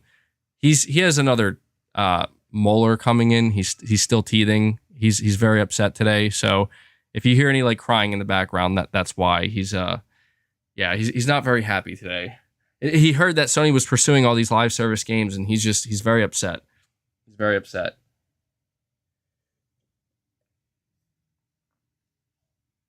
But you know, Lyro, that's the thing, is like what I'm trying to explain about Sony doing this is I'm not trying to make it sound like, oh well, anything Sony does I'm okay with. No, like that's not the case. That's not the case. I'm not trying to say that oh, you know, if Sony wants to if all they want to do is make nothing but live service games, go Sony. No. I don't want people to confuse that. It's just, this is where I have to start explaining just for me personally. I do like multiplayer games, guys. Like I always have. I've actually played quite a few, well, maybe not necessarily live service games, but there have been games I've engaged with that are live service games or have tried to be live service games, but multiplayer games over the years. That this is why I'm not against this. I'm not, because I think this is what Sony needs. Like I played Ghost of Tsushima for 131 hours, and I think about like 80 to 85 of those hours were in the single player, and the remainder of that time was in the Ghost of Tsushima Legends mode because it was awesome. Like when I think of Ghost of Tsushima, I think of the multiplayer Legends mode as well. And this is where I'm just like, look, I like multiplayer games, guys. I always have. When I look at my gaming history, I've played just as many multiplayer games as single player games. And so I guess I just want to kind of highlight that this is why I'm not necessarily completely against Sony doing this. I am nervous. I have my reservations. Like I do think 12 live service games is kind of fucking insane. Like that is crazy. And I hope that it's not, you know, I don't want to see all of them crash and burn. I also don't want to see all of them become the next Fortnite. It's just, that's a lot. And when I think about the games in particular that Sony could be making, so for example, I don't mean to keep using this one, but this is the one that's likely going to launch first, The Last of Us Online. Do you know how badly Naughty Dog would have to fuck that game up to make me not like it, to make me not want to play it? They'd have to screw that up pretty bad. They'd have to screw that up pretty bad, man. Because I did play Factions, and I like when I played it, I'm like, yo, why is no one talking about this? You know, like why is this not talked about alongside the single player? Because this is really good. I'm like, this is really good. There's something really, really good here.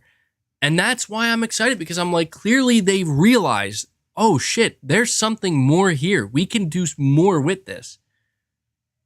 So I can play The Last of Us. You know, I can play the next single player game from Naughty Dog, but I can also continually go back to play The Last of Us Online.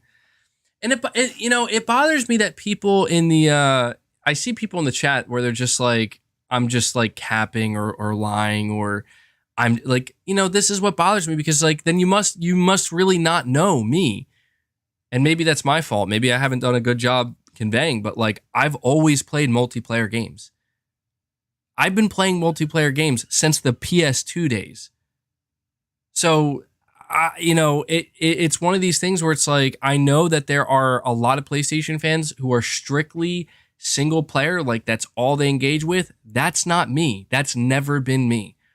I buy all the single player games and I play almost all the single player games, but I've always played multiplayer as well, you know?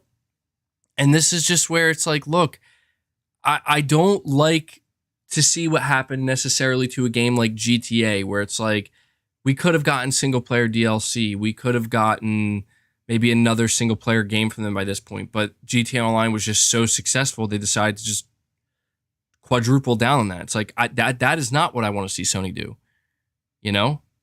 But I don't view Sony the same as Rockstar, you know.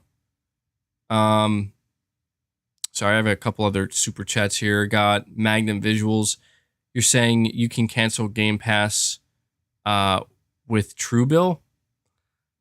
I didn't know that. The Caped Crusader, you're saying I have with you, bro, but you're in such denial. Sony are driven by all the profits games like GTA 5 and Fortnite are making and want a piece of that pie. Well, dude, that's the thing is like, I'm not denying that, the Caped Crusader. Absolutely. I'm not saying this isn't about money. I'm just simply saying it's like, look, I want to believe this can be a win-win situation. That's all I'm trying to say. Like, I love almost everything Sony does in the single player space, and I don't want to see that altered. But I also like the notion and the idea of, hey, we have these single player experiences that have these characters and these worlds, but we also want to have a multiplayer component to that as well. That's like really fleshed out and something you can keep coming back to. To me, that's what I like. I want that, but I don't want it to be like, okay, for example, if Ghost of Tsushima gets like a standalone multiplayer mode and it's like a live service multiplayer mode and it's really successful, that doesn't mean that I would be okay. That doesn't mean I would be okay if Sony was like, well, we're not going to do Ghost of Tsushima 2 now or 3. Why would we? We can just do the live service. No, that's the last thing I want. But I just feel like both can exist. And there's no reason, like people didn't always hate GT Online. You know that? That's the thing that I want to kind of like reiterate here is people didn't always hate it. The reason why they ended up hating it is because that's literally the only thing that Rockstar gave a shit about. They didn't give a shit about creating new characters for a single player experience. They didn't care about expanding the GTA 5 story for single player players. You know, and instead it was just now all of our resources are going to go into this live service game. And it's like, I get why they did that. I don't want to see that happen. But again, you know, I don't believe that's what Sony's going to do if they have some successful service games. And believe me, here's the thing: if that is what Sony does, I will be the first one to call them out and be like, "This is bullshit," and they got to stop. You know what I mean? But I guess I'm just not going to assume the worst until the worst happens. You know. Anthony Perez, you're saying since the pandemic lockdowns, me and my friends have played more multiplayer games than ever, but we are craving better multiplayer games. And that's something I want to mention as well, dude, is that like not all multiplayer games are good. Like a lot of these, I'm kind of in the same boat as you where I kind of go to multiplayer games as just like my junk food type. I don't like to call it that, but like just my go-to, just relax, don't have to engage too much, just shoot the shit a little bit, you know, play some rounds, whatever it may be. Whether it's co-op or multiplayer. And I always look for like that go-to game. But I do feel like some things have gotten really stale and some things do get too repetitive. And it's like, this is another reason why I am excited to see what Sony can do, because it's like, if Sony's going to take some of their IPs, I feel like they could maybe actually bring something fresh to the table, potentially, right? In a multiplayer space. And that to me, you know, sounds like it could be worthwhile. I mean, my whole thing is where are all these, everybody who's so against live service games? I just find it funny. Like, don't they realize that Sony was legitimately trying to pursue this with the PS3? Like, they were all in with multiplayer with like they were literally trying to create their own Halo with Killzone.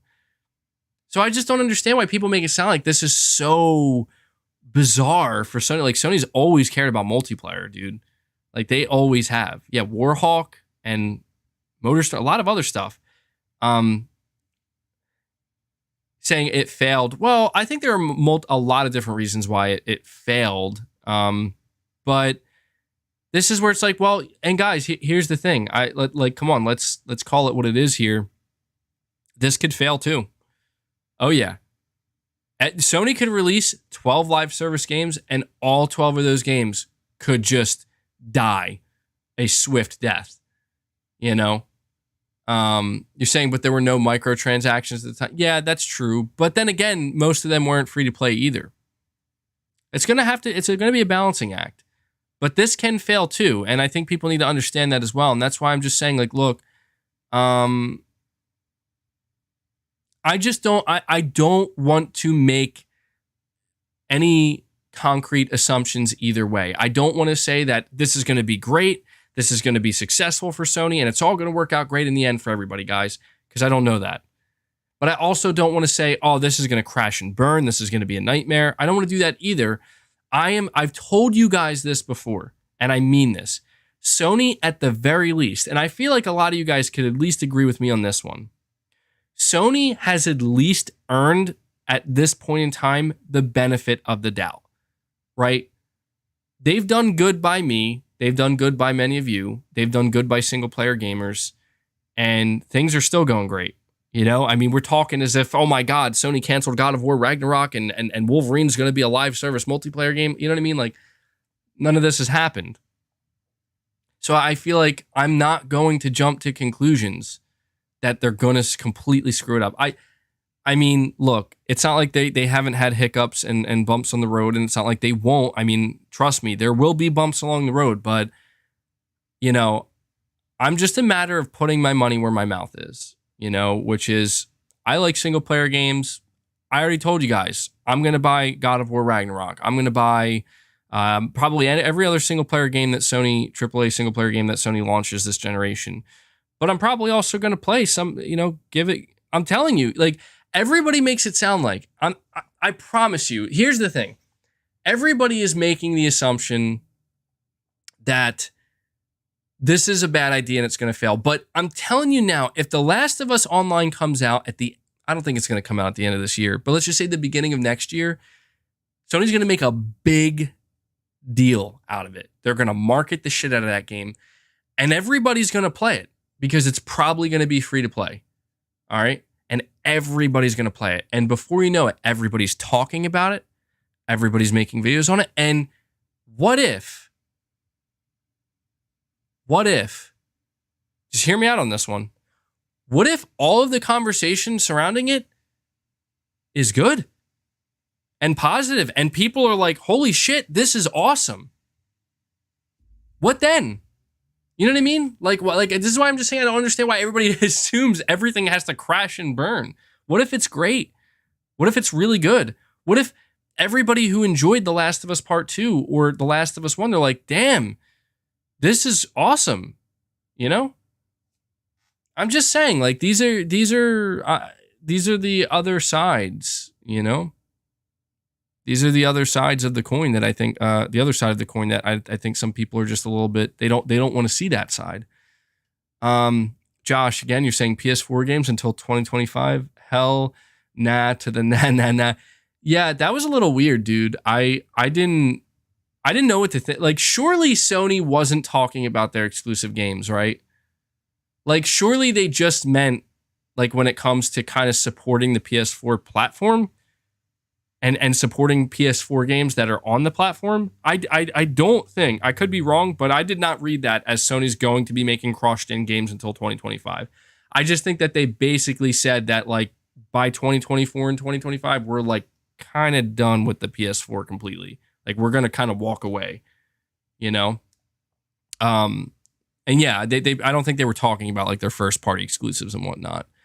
But yeah, that would be, that just makes no sense. There's, you know, it really wouldn't make sense. Let me see. Zay Very Rare, you're saying, what's up, MBG? I hope your afternoon is going well so far. I'm happy to hear that you have an insider of your own. Keep grinding, bro. Hoodie is dope, by the way. Well, thank you. I'm glad you enjoy it. Yeah, I mean, I don't know. I'll have to see. I think the next inside information I get, potentially, I'm going to keep to myself to see if it turns out true. I was thinking about doing that. recently, and I took a chance, and I don't think it, like, I don't know. I guess it's like a 50-50 thing where it's like, you got it 50% right because Sony is doing something at the beginning of June, but the other side is I did say it was going to be an event and a showcase. And it's like, well, I got that wrong, And so it's like, I think the next piece of information I get, whenever that may be, I might keep it to myself to see if it turns out true or not, and I'll know how confident I can be, All right, let me see. Magnum Visuals, you're saying, LOL, I just saw an ad saying you can cancel unless subscriptions with Truebill. Magnum Visuals, I'm gonna be honest, man. I'm not entirely sure what you're referencing here. I don't know if you're trying to say you can't cancel with. I don't even know what Truebill is, man. You're gonna have to explain this to me. The Cape Crusader, you're saying, I'm not against multiplayer. I'm just worried Sony's gonna turn their live service into a microtransaction. I think you meant to say like zestpool, like Marvel Avengers. Yeah, I mean, dude, that's the thing, man. Is like I look at what happened with GT7, and I'm like, look, it's just like I said, this can go wrong, and it's going to be important for us as the community, I think, and the wider PlayStation community to make sure we push back against the things that Sony may be doing, where it's like this ain't it, this is not the way. You're messing it up. And we did that with GT7. I mean, look, I know people are like, oh, I see a lot of people are like, MBG, you're just a fanboy. You'll say anything Sony does is good or right. But I bet you most of these people were not tuned into the podcast where I spent an hour and a half literally just dumping on Sony for what they did with GT7 and basically saying how they need to get their shit together.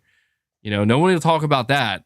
But that's the thing. I didn't do it to look a certain way. I did it because it was messed up, and that's not what we want to see. That is literally the opposite of what we want to see. And luckily, they fixed it. They turned it around. I want them to avoid those pitfalls with their upcoming games.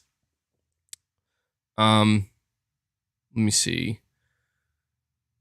And you mentioned the Avengers game, dude. I mean, that the Avengers was as bad as it gets. Like, that was just handled really, really poorly. And I don't want to see Sony handle it that way. The one thing that I think Sony can realize with their pursuit of live service games is that there is a right way to do it that can leave players happy and okay. And those examples exist. Again, that's why they bought Bungie, Bungie had to learn the hard way. How do you do live service? And that's why they bought them, because they're like, well, we're afraid we're going to mess it up. Maybe we can get some help from these guys, some guidance. And we'll see. We'll see how that works out. Jerome, you're saying, if Sony went all in on live service, would you switch back over to Xbox? Plus, I would come to LOL. And do you think one of the games is Destiny 3 from Bungie? I think one of the live service games is Bungie's next game. I mean, I'll tell you right now, the only way I would end up leaving PlayStation to make Xbox like my preferred place to play is if literally Sony completely abandoned making single player games. Because as of right now, Microsoft does not offer too much that appeals to me. But I just, that I don't think that day is ever going to come, I mean, that would be, and I'm pretty sure I would not be the only PlayStation fan that would just straight up leave if Sony abandoned single player. I'm pretty sure most PlayStation owners would, or at least a lot, because that's why people are buying these PlayStations. I mean, does that sound like a real possibility to you? To me, no, it doesn't. That sounds like an alternate dimension or reality that is just not here, Tony, you're saying Disney and Marvel do the same thing. They produce a bunch of TV series for Disney Plus, which is essentially like service games. You need content for PS Plus subscriptions, if no day and date games. Yeah, and that's the thing, is like, this is where I'm saying there can be a harmonious balance. I mean, I listen to the way Jim Ryan talks about this, and I pay close attention because he knows what they're planning and he knows how they're going to execute it. And he talks about doing it intelligently and doing it carefully and with care. And that's the thing, is it's like why do you think Sony hasn't just done day and date on PC, or why they haven't, why they didn't put a game like Ratchet and Clank Rift Apart yet on the PlayStation Plus? Because they're not just going to dive in head first. I don't know why people think they're going to do that. When has Sony ever just dove in head first and cracked their heads? Like, that's not how, the only time they did that was with the beginning of the PS3 generation, and they learned the hard way. They learned the hard way that you got to take it slow, man, and you got to be careful. You can't get ahead of yourself. And I'm fascinated, man. I got to tell you, like, I am so interested to see how PlayStation evolves over the coming years, because if there's one thing that was made abundantly clear, is that PlayStation is changing. PlayStation is changing, but not necessarily, it doesn't necessarily mean it's changing in a bad way. I think that the one thing that is remaining consistent, and the one thing that is actually not going to change, is the single thing that has, I think, made PlayStation what it is. And I'm confident in saying that PlayStation is what it is today because of the games that have been made by their studios and their partner studios. The console is obviously a very big part of that, and I suspect that the PlayStation console will remain relevant for many, many years to come, and I think it will actually still remain the priority for Sony and the PlayStation business for well over the next decade. I have no doubt about that, but it's just that PlayStation truly is ready to expand in a way that we've never seen them expand before, and not everybody's going to like it, and they're not going to be doing things the traditional way all the time anymore. And service games are just one part of that. Something else that was a big part of this is how Sony is embracing PC. And, the same thing happened that always happens, where it's like, Sony's releasing Returnal on PC. Everybody panic and freak out. And it's like, I'm not fighting that battle anymore, man. The war is over. The war is over. And anybody who thinks it's not, you are at this point truly just lying to yourself. And I don't mean that in a rude way. It's just, look, it's either get on board or don't. You know what I mean?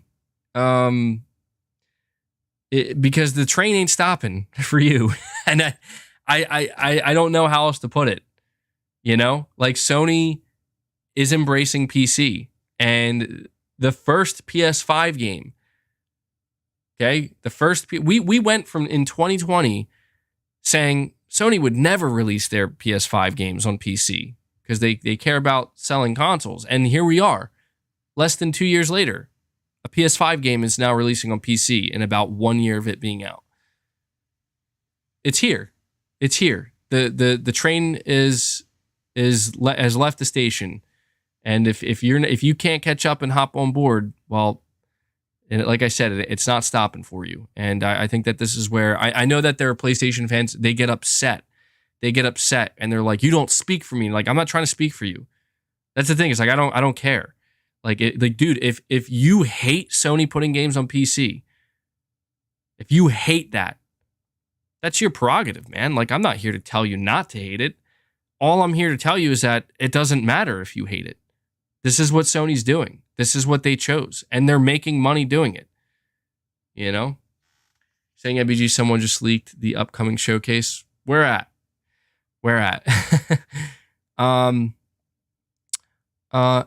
Himanshu Yadav, I don't know if I said your name correctly. Yadav, hopefully I pronounced it correctly. You're saying, hey, MBG, a different kind of question. You look at the metal/rock. You look like a metal/rock fan. So who are your top 3 favorite guitarists? Mine are Dimebag, Tony Iommi, and Dave Mustaine. So very interesting question, man. We'll take a little side detour real quick. That's so tough, dude. First of all, Slash is up there for me. Slash of Guns N' Roses. Jimmy Page, obviously, of Led Zeppelin. Dimebag Darrell's obviously legendary. You mentioned Tony Iommi, Dave Mustaine. You know who I want to throw in here? Not necessarily a metal guitarist. Maybe some don't even consider rock guitarist. I do, but honestly, like, truly an absolute legend, like one of my favorites of all time, dude. John Frusciante of the Red Hot Chili Peppers. That guy is a musical genius and absolutely an incredible guitarist. But yeah, dude, I mean, Buckethead. Any Buckethead fans here? Come on, there's got to be at least one Buckethead fan. Come on, somebody's got. I know somebody's got to know Buckethead. Absolutely a big fan of Buckethead. Always been a big fan of Buckethead. And there are more. Yeah, Eddie Van Halen obviously can't forget. I mean, my mindset is not necessarily fully focused on this topic at hand right now. I know for a fact there are many guitarists I'm forgetting, but yeah, I don't know, dude. Like, yeah, music today, I don't know. I have trouble getting into like new music these days. I mean, Kirk Hammett, obviously, he's a legend too. Chris Cornell, Eric Clapton, Angus Young, ACD. Yeah, true. Yeah, I mean, again, there's a lot of legends I'm forgetting, but those are some of the. I'm specifically highlighting John Frusciante right now because I've been really transfixed on the Red Hot Chili Peppers lately. I've been really into their latest album, and I don't know how many of you guys have listened to the latest Red Hot Chili Peppers album, but Jimi Hendrix, of course. The song the Heavy Wing off that album, Unlimited Love, that is, I think, the best song on that album, hands down. Absolutely incredible song. But yeah, thank you for that super chat. Definitely a little change of pace here. I was thinking about getting a new disc plate for back here of like, actually I was looking at guitarists recently too. And I'm a drummer, but I play a little bit of guitar, but I'm a drummer really. Okay, let's see. So I got to keep this thing going though. So thank you for that. Jerome, you're saying, are you going to play Hogwarts Legacy, Final Fantasy 16, and Stray? I want to say yeah. I mean, I'm really intimidated by Final Fantasy, as you know, and people have been begging me to play Final Fantasy 7 Remake, and it's going to happen one day. I promise it's going to happen. I just can't commit to anything specifically yet, but I'm going to do that. Final Fantasy 16, I feel like, yeah, I'm going to have to try to play it because it's a huge game. People are very excited. I'm like, I'm just going to have to dive in, you know, and just get over my, whatever this block. I have like this kind of mental block with Final Fantasy. Saying MVG, you just won massive points with me. I love John Frusciante and Buckethead. Listened to them nonstop for years. Well, there you go, man. Same here, dude.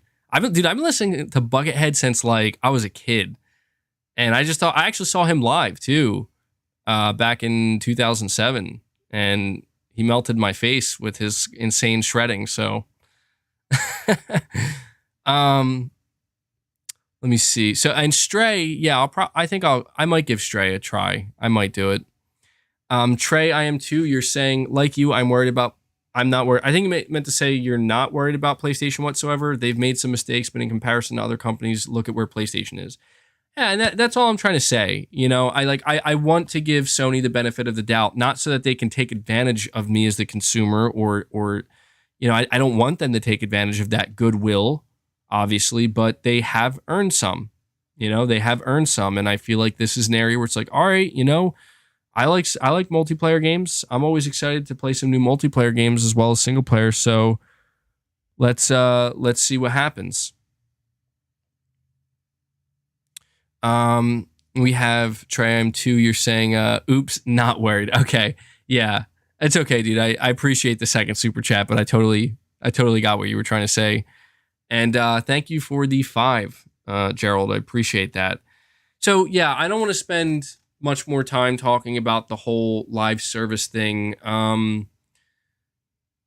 It's just that Sony, and this is, I think, the last thing I'm going to say before I move on to whatever topic I have next, because we have some good topics for the remainder of the show. I've barely gotten into a lot of them here.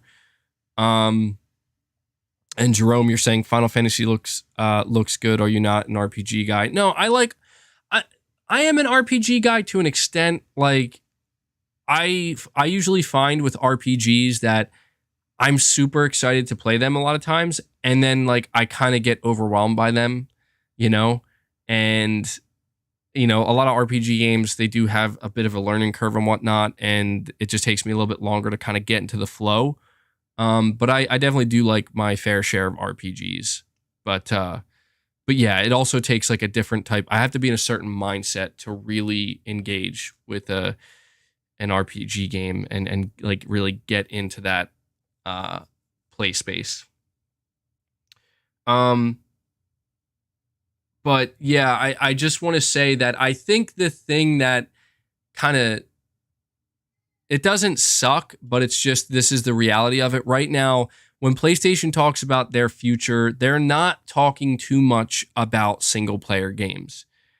And I believe that they're not doing that because there's no need for them to do so. They don't need to tell their investors how we're going to make good single player games when they're already doing that. I don't think that when they need to explain what it is they're trying to achieve in terms of growing in different areas. I mean, obviously, Sony is growing in the single player space, and they have their games are getting bigger budgets. Like, guys, do you know how much money Sony has put into a game like God of War Ragnarok? Like, probably hundreds of millions of dollars.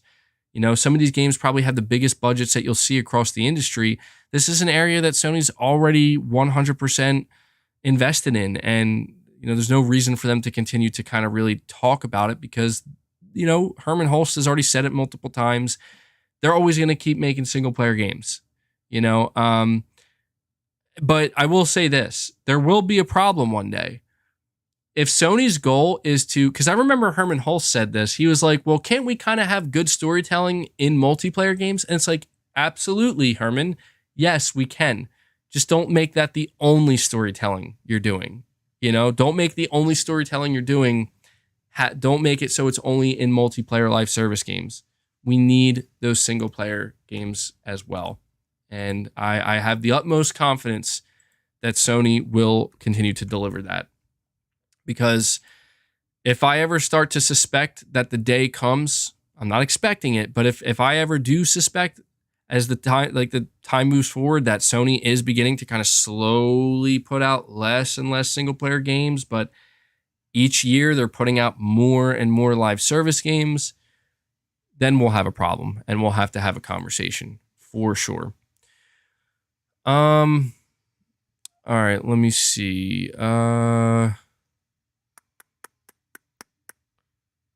State of play leak. Let me see. Is this that's the image I already saw. Yeah, we already went over that. Okay, so the next topic we have in line here. Let me see. I got them written down here.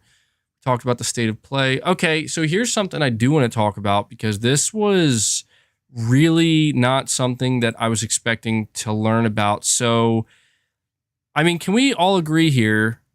Let me poll the audience here. Can we all agree that Spider-Man 2018 is one of the greatest, well, just one of the best games made, period, but possibly the best superhero game ever made? I mean, I know that a lot of people consider the Batman Arkham games the best, and so I guess maybe at the very least they're like tied. I think we can all agree on that, right? Anthony Perez, you're saying, I'm a Final Fantasy fan, but I rarely recommend it to friends because they're like you.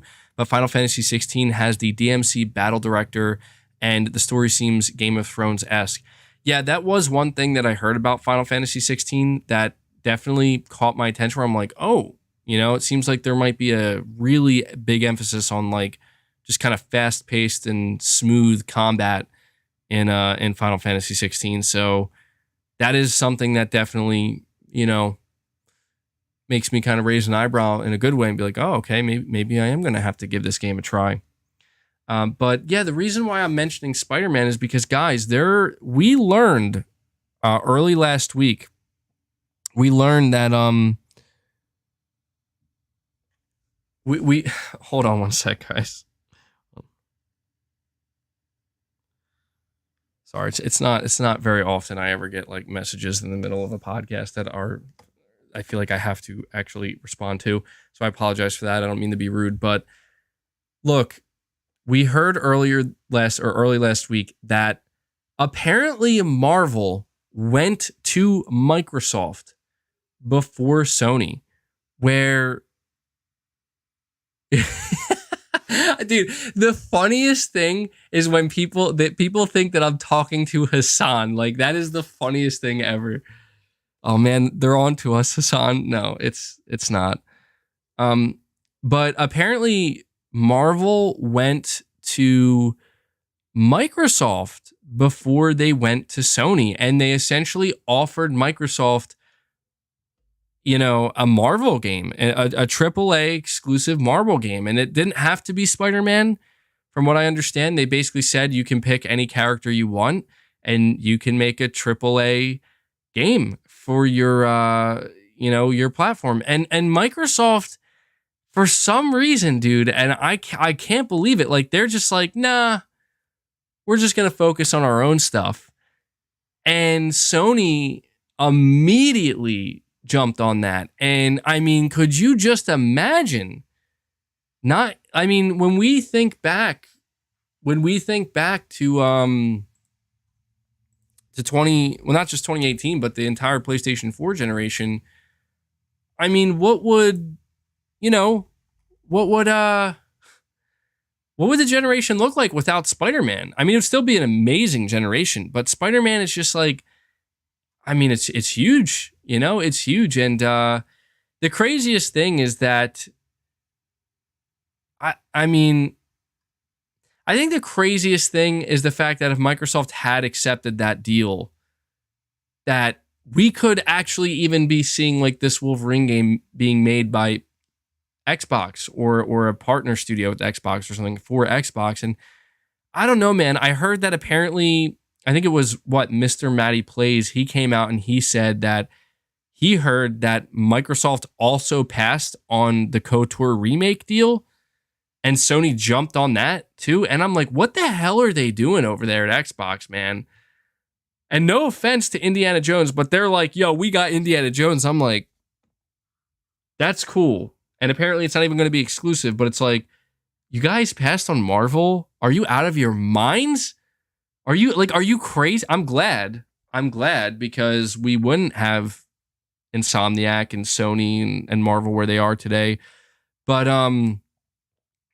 yeah, I don't know, man. I kind of understand that the time of when this was happening, this was like, I think 2016 or 17, or maybe it was before that. Maybe it was like 2014 or 15, something along those lines. But it just feels like, oh yeah. And apparently Activision Blizzard, being the snobs they are, Activision, like Marvel basically was not happy with the games that they were making. And, there was like that 2014 Spider-Man game, and they were just like they were like, this isn't good enough. Like, we need to find somebody who can do a better job and do more justice to these Marvel properties. And I believe what Activision told Marvel as they left is like, good luck finding your unicorn. And it's like, well, I guess they did. I mean, damn. It worked out though. It worked out really well, and we know that. I mean, look, this is why people are so excited for Wolverine, because we see what Insomniac can do. Like, Insomniac has absolutely beyond proven themselves and what they can achieve with a game like Spider-Man, and the idea that they're going to give that same kind of care and love and attention to detail, right?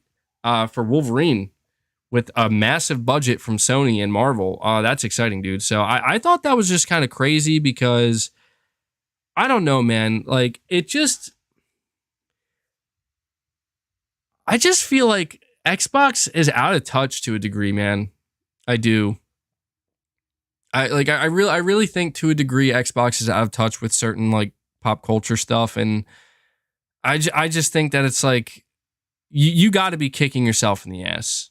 You know what I mean? Like if you're the person who, I don't know if it was Phil Spencer or somebody else at the time, who's like, yeah, no, we're good. We're not going to make a Marvel game. I mean, you got to be kicking yourself in the ass at this point.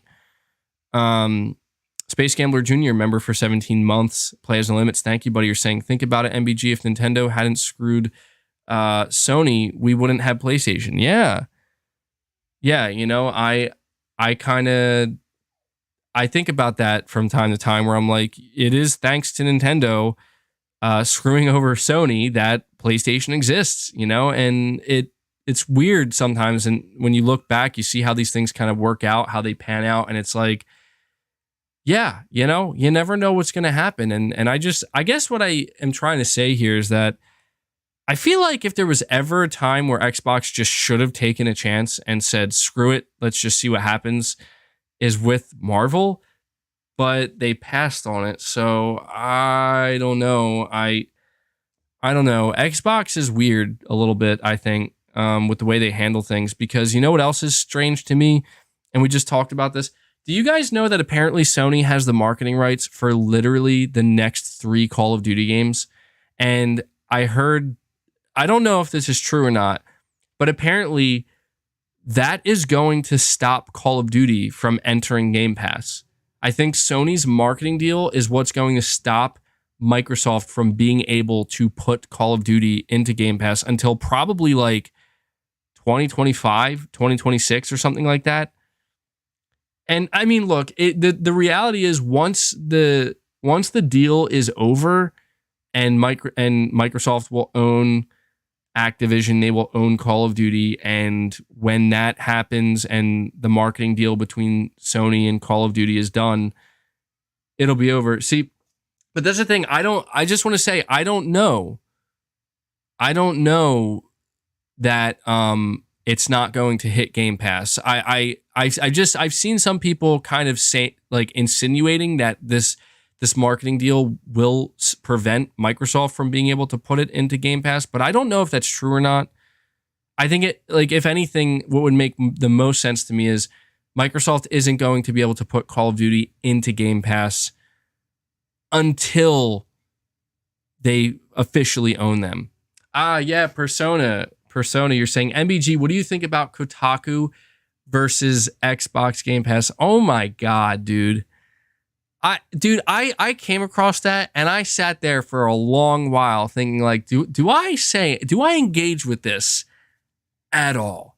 Like, should I even touch this shit, you know, with a 5-foot pole here? And I decided not to, but I guess it, you know, this is an appropriate space for me to just kind of mention it. So for those who don't know what happened, I got to find it here.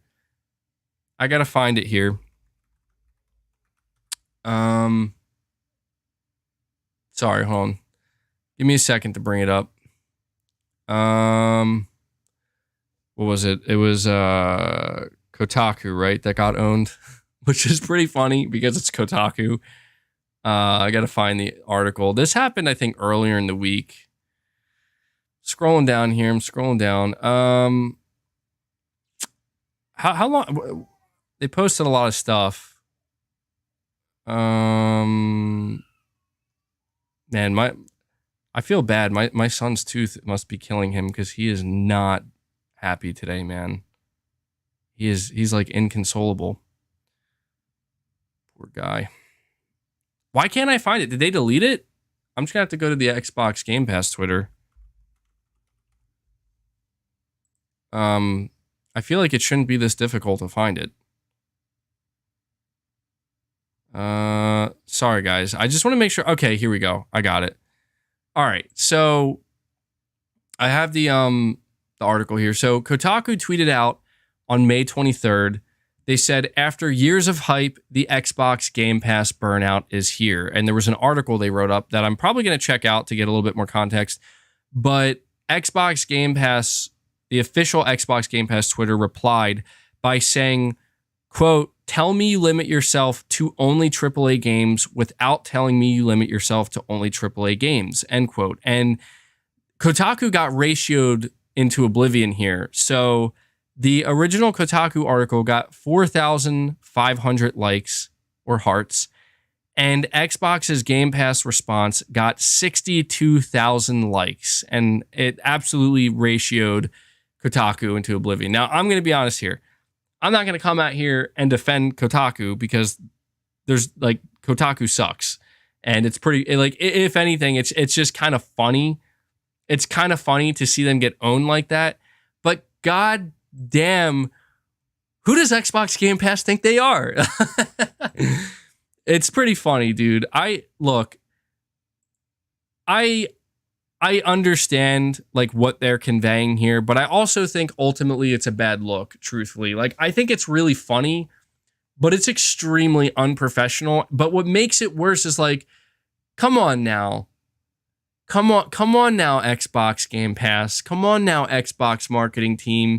You can't sit here and pretend that you weren't about to flex your AAA greatness with Starfield and Redfall. Don't act like you weren't about to just flex that shit for the rest of the year, because you were, and you will be flexing that next year. And every year you have a AAA game, you're going to be bragging about your AAA games, and you're going to care about AAA games, and you're going to tell people that they should care about AAA games that are in your service. So I think it's just a little bit like, okay. But the one thing that the Xbox Game Pass account is getting across that it is true is that, like, yeah, I mean, look, come on.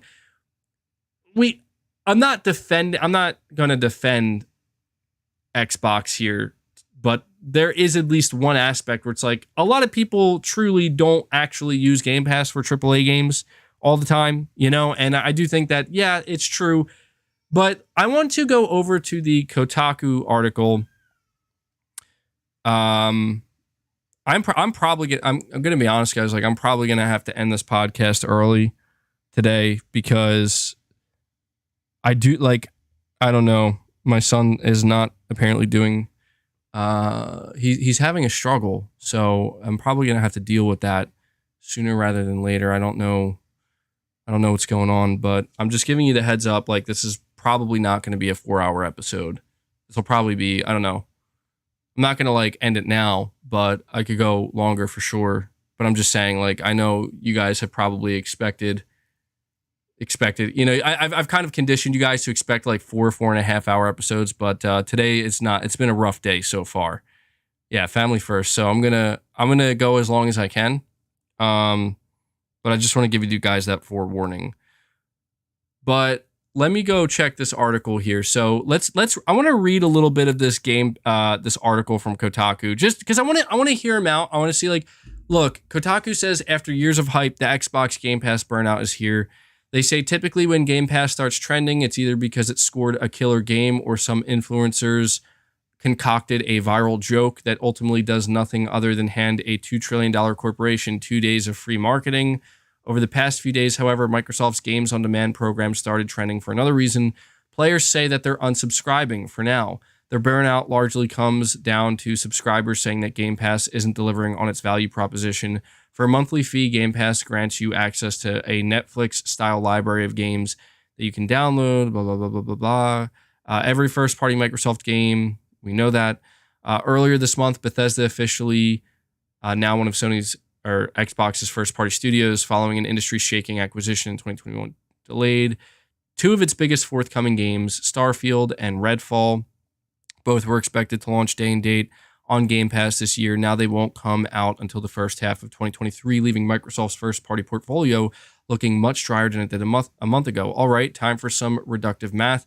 Let's say you've signed up for Xbox Game Pass Ultimate tier, which costs $15 a month and includes standard access to the game library plus a number of other perks. Let's also assume any big budget games, exclusive or not, that hit the service cost an industry standard $60. By that math, you need to play one full price game via Game Pass every 4 months to justify the cost. The service is great, but there aren't any AAA exclusives to compel me to stay. This is what Tom's Guide writer Tony Polanco said in a tweet. I'll be back when the titles start dropping. Washington Post reporter Gene Park shared a similar sentiment, pointing out that over the past few months, the only game from the service that he's availed himself of is Trek to Yomi, a side-scrolling samurai action game that costs $20. Other prominent members of the gaming, I don't even know what that word is, I guess community is what they're trying to say, lamented paying up front for months, if not years, for Game Pass, while others compared it unfavorably against the upcoming revamp of PS Plus. And so the article continues by saying, on the flip side, there's no shortage of people calling this whole thing a, quote, clout war. Jesus, clout war, okay? Or saying that no one cares. It's unclear whether the extended conversation had a tangible impact on Game Pass subscription members. Microsoft does not make such figures public, and representatives for the company did not immediately respond to requests. So, yeah, I mean, look, this is what Kotaku's saying in their article, and like, this is where this is where the fucking social media annoys the shit out of me with this type of dumbass shit. And I'm not gonna pull any punches here because, like, let's get something straight. Like, this is a fucking fact, people. Microsoft saying that you can expect Starfield and Redfall in your Game Pass subscription for the year of 2022 to then say, actually, never mind, you can't, fucking sucks for everybody who's subscribed to Game Pass. That is a blow to every Game Pass subscriber. There's no way around that. I understand that it is Xbox's job to not agree with that. Like, I understand that Xbox's job is to not respond to Kotaku and say, you're totally right, Kotaku. People are burned out on Game Pass. Absolutely not. That would be the dumbest shit to do. But this is like possibly like one of the most unprofessional things I've seen, where it just proves what I've said about Xbox correct. And that is the only thing Xbox has actually won and actually done successfully these past couple of years is win over a certain portion of the internet. Because that's the thing, is I literally said, I think it was maybe last week. I think it was last week, possibly. I think it may have been the week before. But when we heard about these delays, I literally said that this is going to cause people to unsubscribe. Not permanently, but for a while. Like, it's going to, in the short term, hurt Game Pass and hurt Xbox. This is the last thing that they wanted to do. Even Phil Spencer acknowledged this. He didn't say it was going to hurt Xbox or Game Pass, but Phil Spencer said, we know you expect better. We know you expect better, and we're going to try harder. This is your fucking way of trying harder, owning Kotaku by saying, tell me you only limit yourself to playing AAA games by not, like, what? Like, dude, people can be upset with Game Pass for not having AAA games. You know? I mean, it's just, I don't know, man. It's just a little weird to me because I just don't know that this is the type of flex you want. That's all I'm trying to say. Because, like, if this was Sony, I'd be like, so you're kind of saying you don't have AAA games in your service? You know what I mean? Like, this is what's crazy to me, is they're literally coming out here and being like, yeah, we don't have AAA games in our service. So that's a good thing, and you should like that. It's like, whoa, hold on. Wait, wait, what? and this is what I'm saying. It's just, look, I know that it's not like Game Pass is suddenly on the ropes. It's not like Game Pass is on the ropes. It's not like, people are unsubscribing by the millions. I'm not saying that, but it's just a weird look to me where it's like, so you delayed your two biggest AAA games that let's make no mistake, a lot of people probably subscribed to your service to play these games. You delayed them, and now you're going to play. This isn't even like a defense tweet. That's the thing. It's not even like a defense. Like, the thing I don't like about the energy that is conveyed with this tweet is that this energy from Xbox Game Pass, the tweet tells me, like, you guys really think you're fucking perfect, like legit. Like you think, and that's the thing is like the idea of like a clout war. It's like, oh my God. Yeah, it's pretty bad, dude. Like this is fucking ridiculous. Like this is some like juvenile ass shit from a $2 trillion company where it's like, dude, I don't know, man. it's just a little bit weird to me where it's like, okay, all right. I mean, go for it, bro. I guess. I mean, look, Xbox Game Pass won on Twitter anyway, right? Like that's the thing. Is like we're like the reason why I didn't touch that was because I was like, I mean, look, everybody's liking their tweet. They're getting ratioed. I see somebody saying, but when Sony does this type of thing, it's genius. Dude, Sony doesn't do shit like this. The last time Sony did shit similar to this was back, it was back during like the beginning of the PS4 generation. And even then, like, I'm going to be honest, man, like Sony went in a little too hard. And it just, I mean, I know that it was like people were cheering them on, like, yeah, shit on Xbox. But it's like, bro, you're like kicking them while they're down right now. Just go do your thing, Sony. You don't gotta stoop to that level of, you know what I mean? And that's the thing is it's just like, it's just weird, man. This is what I don't like about Microsoft and their marketing team is they try to play the good fucking guy. Like, we are above console wars. We are above this. We are better than this.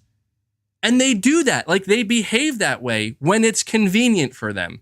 But anytime there's an opportunity for any of the Xbox social media accounts or anybody involved with Xbox to take a fucking shot, they will take that shot and they will not even hesitate. And then it's just like, and right after they're done taking the shot, they're like, we're above it. It's like, okay, go fuck yourself. That's what I say to these fucking social media accounts and these social media managers because it's all a joke. It's all a joke, and that's why I don't. It's like, look, at the end of the day, I do think it's pretty comical, but people are out here like dead ass serious, like, yo, like this is some like, just let them have their win. It's fine. I mean, look, they're down bad right now, okay? They just found out that the two biggest games they were supposed to get this year ain't coming. So, whatever, let them have it. But yeah, I also want to say, last thing, because I'm going to move on.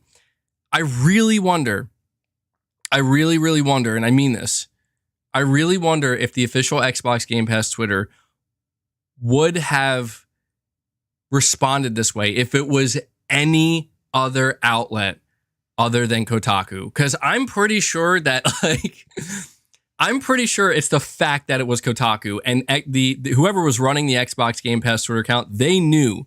They're like, no one's gonna defend Kotaku, no one's gonna come out to bat for Kotaku. And I'm like, well, yeah, you are right about that one. So I can't blame them. It is what it is, man. Let me see. Morgan, you're saying, tell me you don't have any AAA games without telling me you don't have any AAA games. I mean, that's the thing, dude, is like, that's literally what they're saying.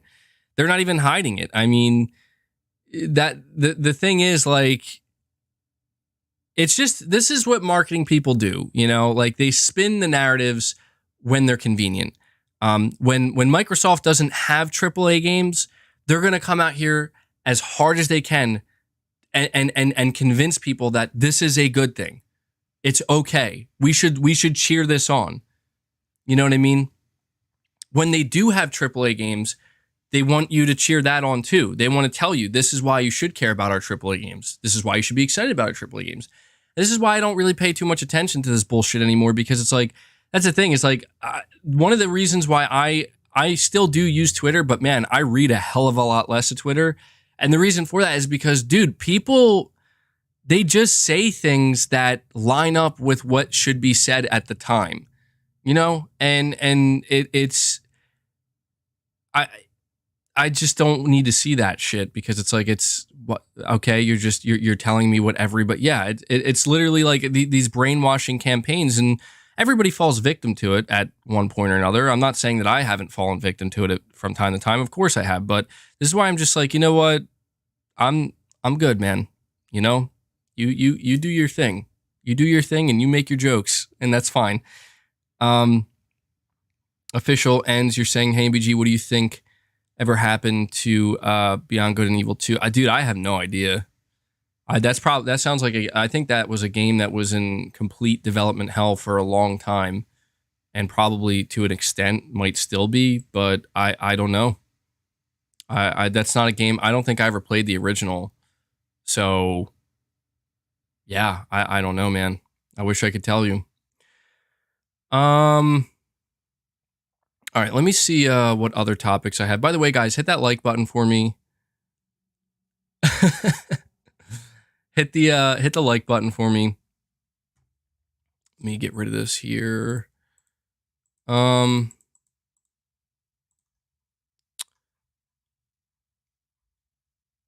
right, hold on. I'm trying to sort my stuff out here.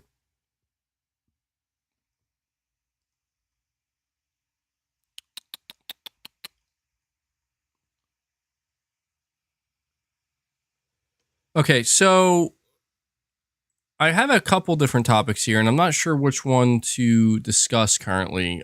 We could talk about the PS5 Pro that apparently is coming, according to TCL. We could talk about all the different TV shows and movies that Sony is pursuing with their stuff. We could talk about, let me see. Well, Star Wars Jedi Survivor was announced. We could talk about the Callisto Protocol. I don't know. What are you guys thinking?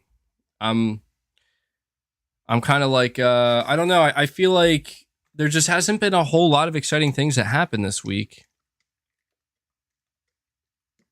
Top Gun. I haven't seen Top Gun yet. I heard it's really good. Callisto Protocol.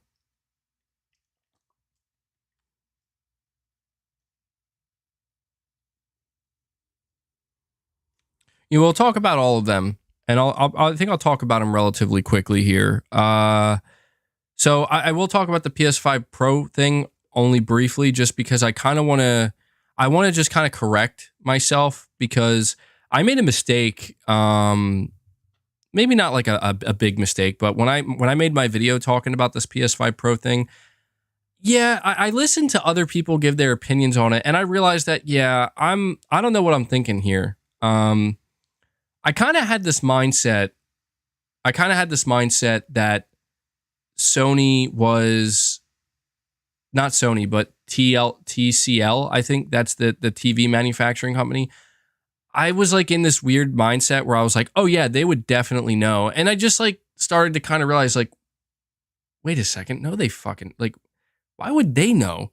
You know, like why would they know that? And even if they did, why they're not allowed to just say that. So I just kind of want to, I guess, correct my, my statement on that, where I guess the only reason I jumped on it that way is because, guys, I think we are, no matter what, getting a PS5 Pro. I'm not saying it's necessarily going to be a something that people are happy about, but I don't know. I would be more surprised if Sony didn't do a PS5 Pro. Like I would be, because it's just like, at what point, I don't know, man. Microsoft is going to do a mid-gen refresh, and I just don't know that Sony wants to let them do it alone. I feel like Sony might be afraid that it's going to make them look bad. KD, thank you, buddy, for the generous $50 super chat, man. That's very nice of you. You're saying, what's up, MBG? Straight to the biz this time. Not playing Final Fantasy VII Remake yet is a violation. You're playing yourself. Use the super chat to buy the game. Don't worry, it's not a JRPG or even an RPG. It's a linear action game with RPG elements. No quirky anime writing either. Well, dude, thank you for that, man. Thank you. You know what's funny, dude? It's really funny that you mentioned this, because I'm not kidding. And I'm not kidding. the past 2 weeks or so, I realized that like I haven't been playing much of anything, and I've been really trying to think, what should I play next? And the game that just kept popping up in my brain is, yo, MBG, you should play some Final Fantasy VII Remake. And every time I would have that thought, I'm like, oh, maybe I'll wait a little bit, just a little bit longer, just a little bit longer. But in the meantime, like I don't really have anything else to play. And now you're over here donating a $50 super chat. You're like, bro, this is unacceptable. The time has come, and I don't know, man. I guess it has. I guess it has. I was also thinking, if Final Fantasy VII Remake Part 2 gets announced, it's going to make me feel real bad to see how excited everybody is about it, and I haven't played the first one yet. You're saying clearly you don't want to play it.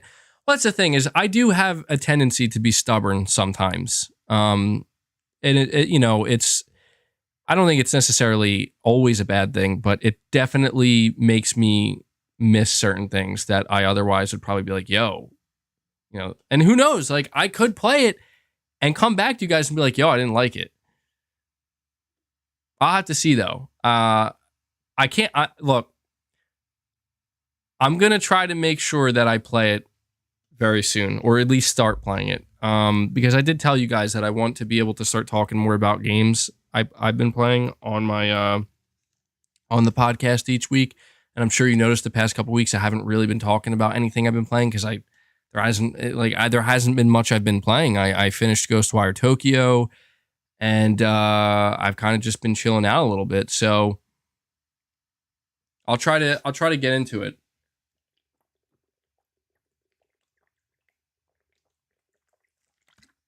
Yeah, it's the thing. I mean, I played Ghostwire Tokyo, and a lot of people are like, yo, that game's pretty mid.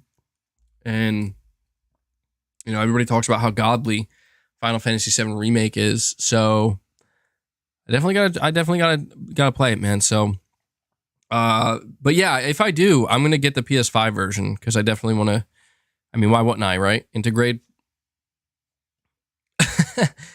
So thank you for that, Katie. I really appreciate that. That was a very generous super chat. So yeah, just to finish out with the PS5 Pro thing, guys. I don't want to talk about the PS5 Pro anymore. I don't. Because I totally realize at this point that no one wants to hear about it. Like literally no one. And it's totally cool. It's totally understandable. All I can say at this point is that if a PS5 Pro is real and it's something that is in development, it's not something that's going to be out for a couple years. And there is a chance that Sony might not make one, man. They might. And I think that the reasoning that people give for Sony to not do a PS5 Pro, they're actually pretty good reasons. Like, how many? We're not even 2 years. We're not even 2 years into the PS5's life cycle, and games are just now starting to let go of the PS4. You know what I mean? And this idea that we need another console that's going to do even more. It's like, let's just and the more I think about it, the more I begin to agree with what people are saying. Where it's like, look, I'm going to give it to you straight. If Sony makes a PS5 Pro, I'm going to buy it. All right? Like, there's no chance I don't buy it. I mean, unless it's actually really stupid. Like, if Sony's just like, do you guys like 8K?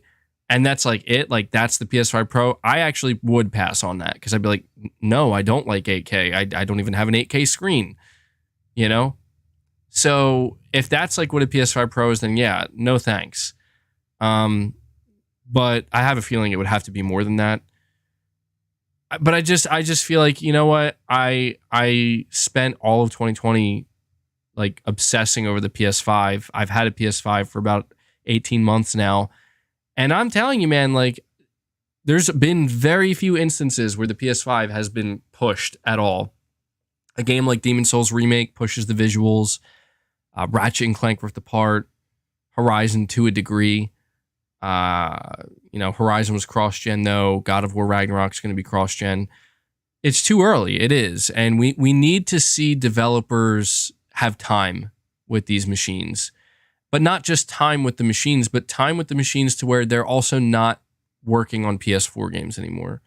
we need to see that happen. We need to give that the time it needs to really kind of be fleshed out, and I want to see what this machine can do in the long run. You know, I want to see what it can do beyond just, you know, like it's just like I talked about Horizon Forbidden West. Its performance mode was just unacceptable to me, where it's like, dude, this is a next gen console right now, man.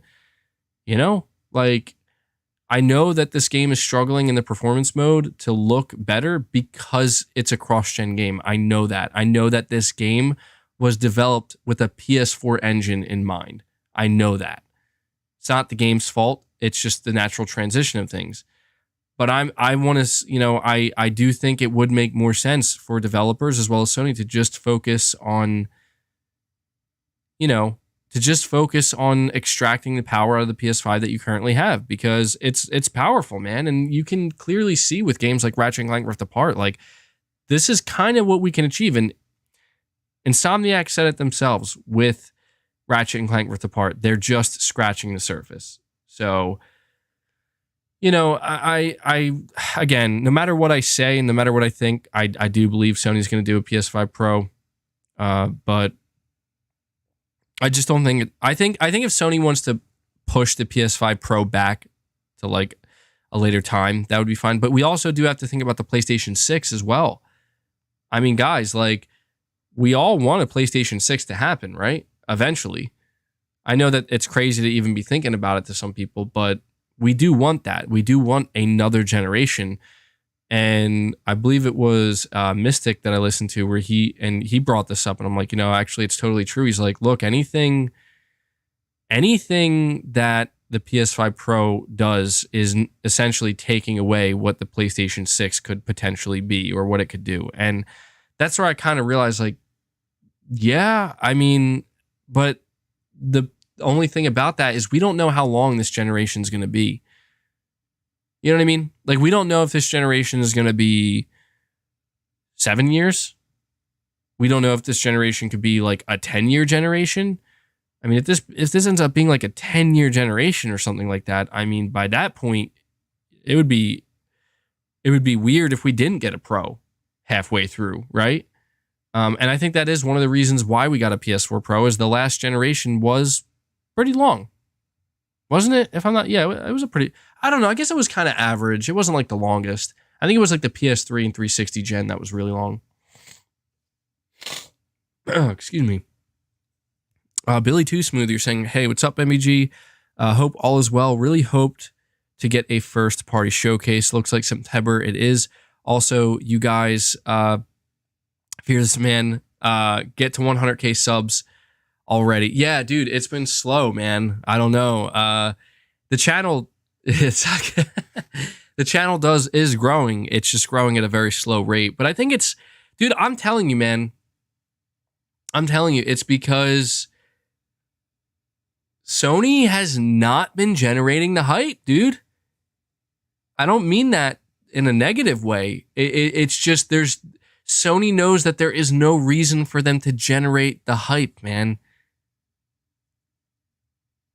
They know that. Sony knows that right now is not the time. They're saving the big stuff, man. And you can't blame them. They can't even sell enough PS5s. So I could be wrong, but I'm pretty sure that, like, I don't know. I don't want to talk like that because it feels like it's too long of a wait. Like, I was gonna say, like, I don't think it's gonna be until sometime in 2023, maybe, that like the next 2 years pretty much is when Sony really starts to ramp things up, but probably not. I mean, I don't know, dude. It's just so weird to me. I don't mean to sound, again, entitled, but I just feel like, man, what do we got to do around here to get like a big showcase, you know, in June, and get 2 showcases a year? I don't know. We'll see what happens. Who knows? Maybe there could be a surprise or two with this upcoming State of Play. But something else I do want to talk about, something else I do want to discuss. Let me see. So we did get a bunch of new information on the Callisto Protocol. How many of you guys are looking forward to this game? The Callisto Protocol is for it's essentially, it looks like a spiritual successor to Dead Space. It's being made by Glenn Schofield. He was one of the original creators of Dead Space. And some of the new information we got on it, and if I'm not mistaken, it is going to be a current gen only game. Like, it's not going to be cross gen. I'm pretty sure. So they did reconfirm that the Callisto Protocol is set to be released by the end of this year. So it sounds like it's going to be a holiday game, which is awesome.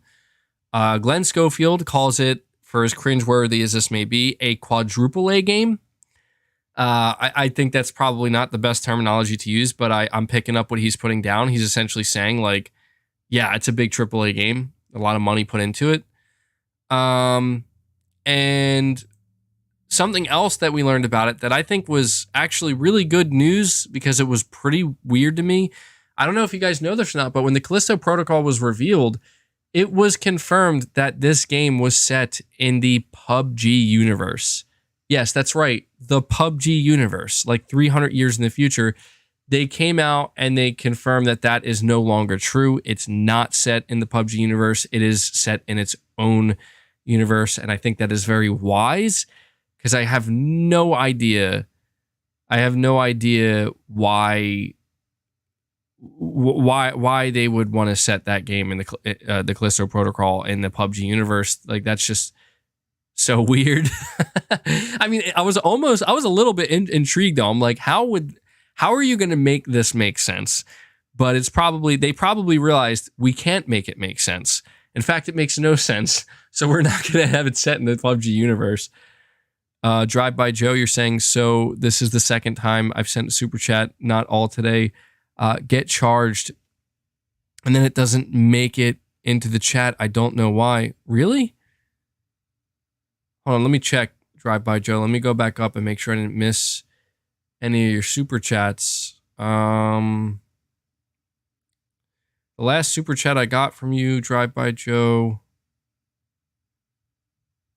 I'm scrolling.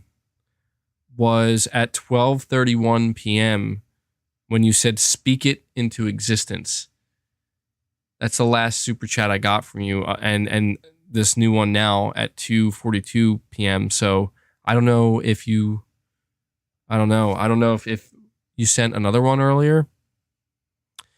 You said you sent 4 today.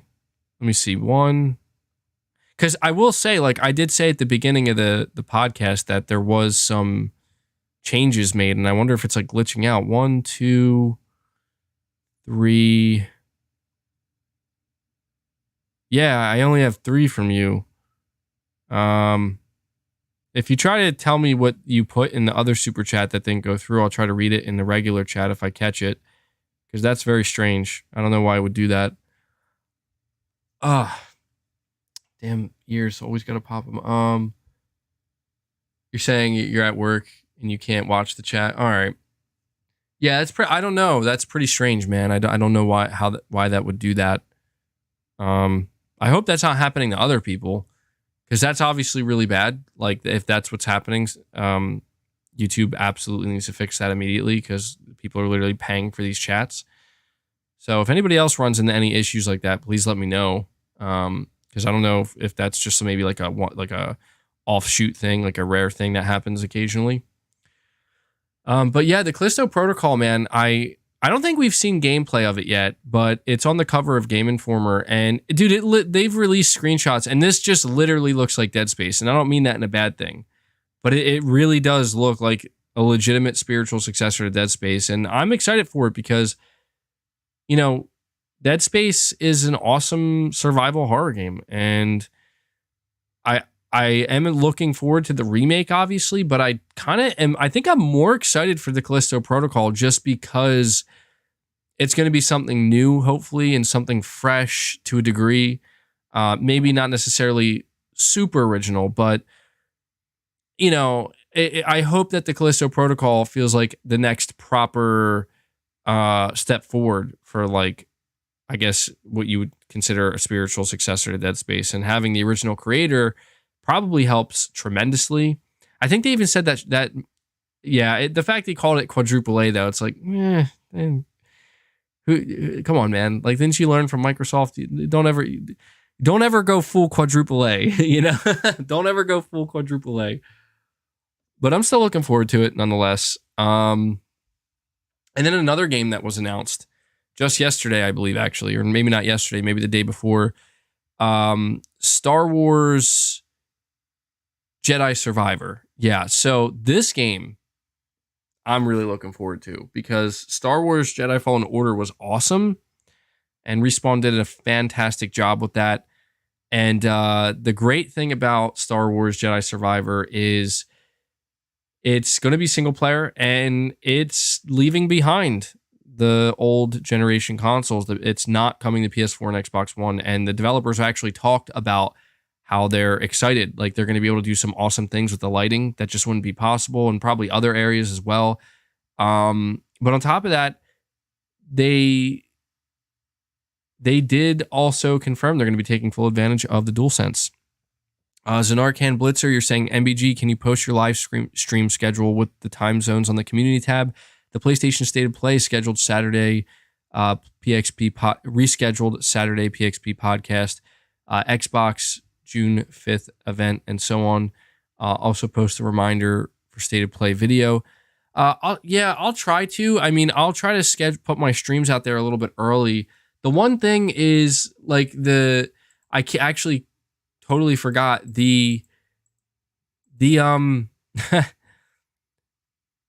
Xbox showcase is happening at the time that I would be doing my podcast.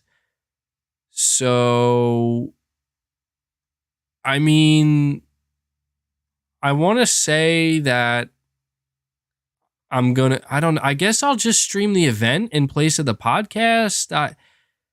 I don't know what to do here. Because the thing is I don't know how much we're going to have to talk about for a podcast. I mean, I don't know if I should just stream both. Like, I could do, I don't know, maybe I have thought of, I don't know, man. The thing is too, is I also have a lot of things coming up personally as well. Like, I think that Saturday, which will be the 11th, I think I have something of significance to do that day. So I don't know that I would be able to do the podcast. What we could do, and this might be the most logical thing to do, is my podcast starts at 12 p.m. Eastern time every Sunday. The Xbox showcase, if I'm not mistaken, somebody can correct me, but I'm pretty sure it starts at 1 p.m. Eastern time. So pretty much 1 hour exactly after my podcast goes live. Maybe I could just do the podcast normally, or I could just schedule the stream. Maybe I won't even call it a podcast. I'll just schedule the stream, and I'll just go live at 12 like I do every Sunday.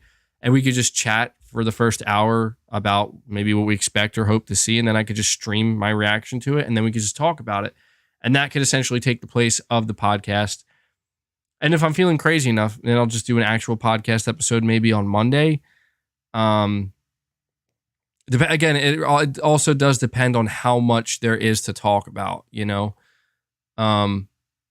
because here's the thing, like, I don't know, I'm going to be streaming the State of Play on the 2nd, obviously, and I'll probably say everything I need to say about it during that stream. Like, I don't know how much more I could say about it from that stream and then do a podcast. Like, I don't want to oversaturate it, and I don't want to spread myself too thin. So I think kind of consolidating the podcast and the Xbox event, since they both happen on a Sunday, would make the most sense. Plus, also, it's worth noting, see, that's the thing, though. That's another thing, is we do have Summer Game Fest happening on the 9th. So depending on what happens at Summer Game Fest, like if some crazy stuff goes down at Summer Game Fest, I might feel the need to still do a proper podcast episode to kind of break down that stuff even more and talk about it even more. So I want to say right now, I'm just going to look at it as I'm just going to stream all the events when they happen, including the Xbox event. And if I feel as though I have more to say, if I feel as though that there's more I want to discuss and want to talk about, and I'm just not able to talk about it all during these reactionary live streams, then I will do a podcast. It's just not going to be on Sunday. So I will keep you guys updated in the community tab if I, do anything different, obviously. So as an Arcane Blitzer, I wouldn't worry too much. I'll definitely keep you guys in the know. Because the last thing I want to do is like have these streams and then do a podcast, but it's like I've said everything I could say, and then I just have nothing else to say. You know what I mean? So.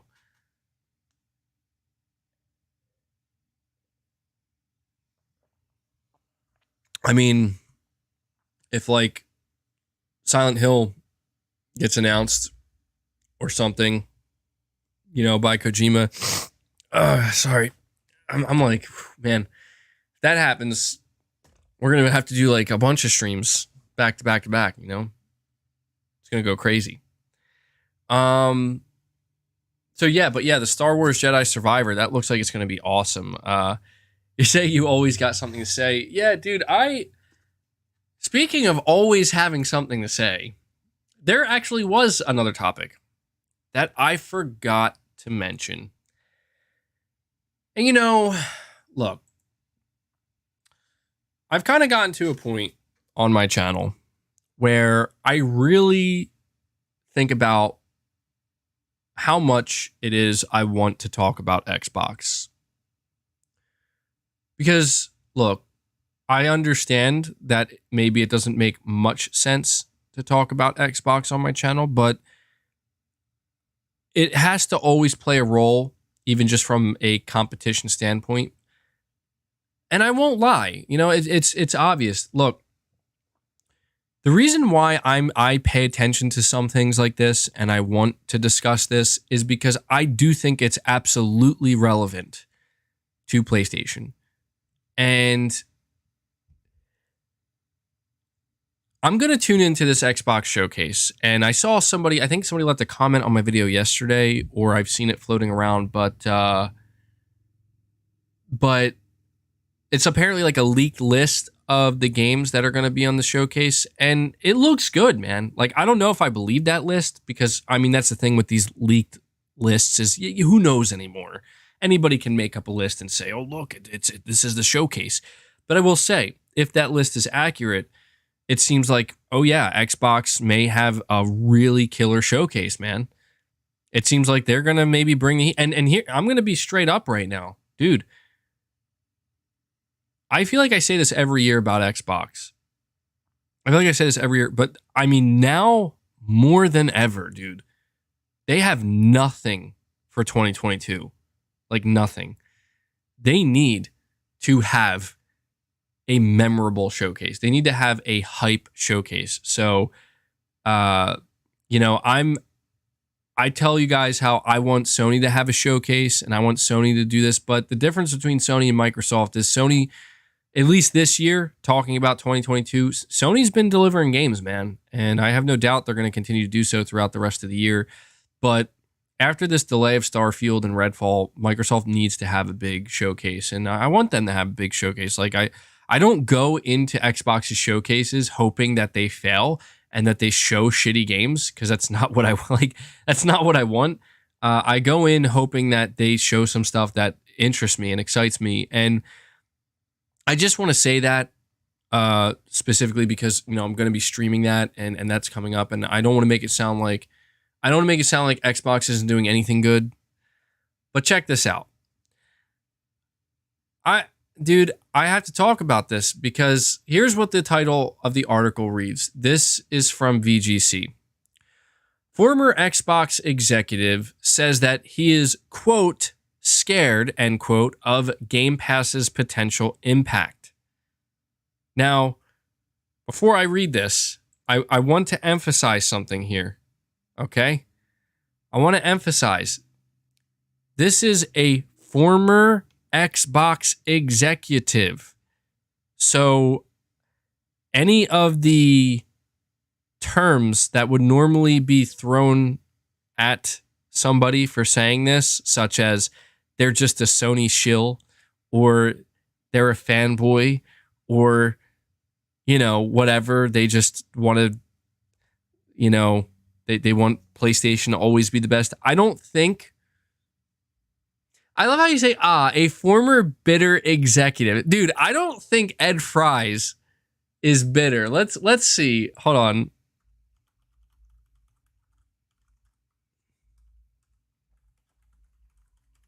I want to check something real quick.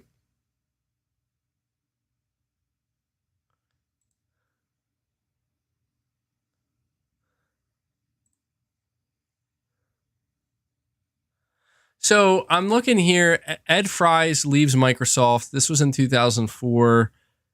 One of the most public faces of the Xbox project, Microsoft Game Studios boss Ed Fries, has left the company in order to pursue new opportunities. Okay, so he just resigned. He just left. Like, dude, he's not bitter. The dude's clearly not bitter. He just straight up left to do his own shit.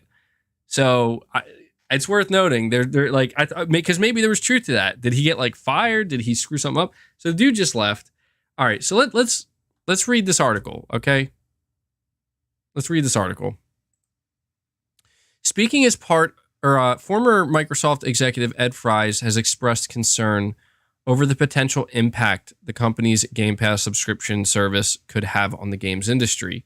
Speaking as part of a wider interview with Xbox Expansion Pass, Ed Fries, who was part of the original Xbox launch team before his departure in 2004, was asked what he would do were he still part of Microsoft's gaming team today. Fries didn't give an explicit answer, but said that he was scared of the impact Game Pass could have should it become a dominant business model like Spotify has in the music industry. He also made broad claims about Spotify's impact on the music industry, some which have been disputed by experts. Xbox Game Pass launched in June of 2017 and has become central to Microsoft's gaming business, offering members access to over 100 titles. And so it continues here by saying, both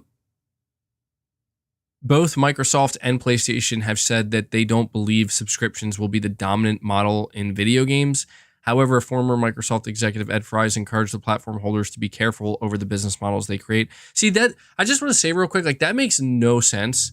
The idea that Microsoft said they don't believe subscription services will ever be the dominant model, like, you're literally putting all of your money, you're putting everything into Game Pass. Of course you believe that.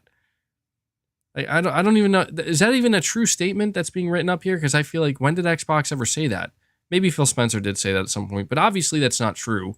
Anyway, it says here, this is what Ed Fry said. He said, the one thing that they're doing that makes me nervous is Game Pass. He said, Game Pass scares me because there's a somewhat analogous thing called Spotify that was created for the music business.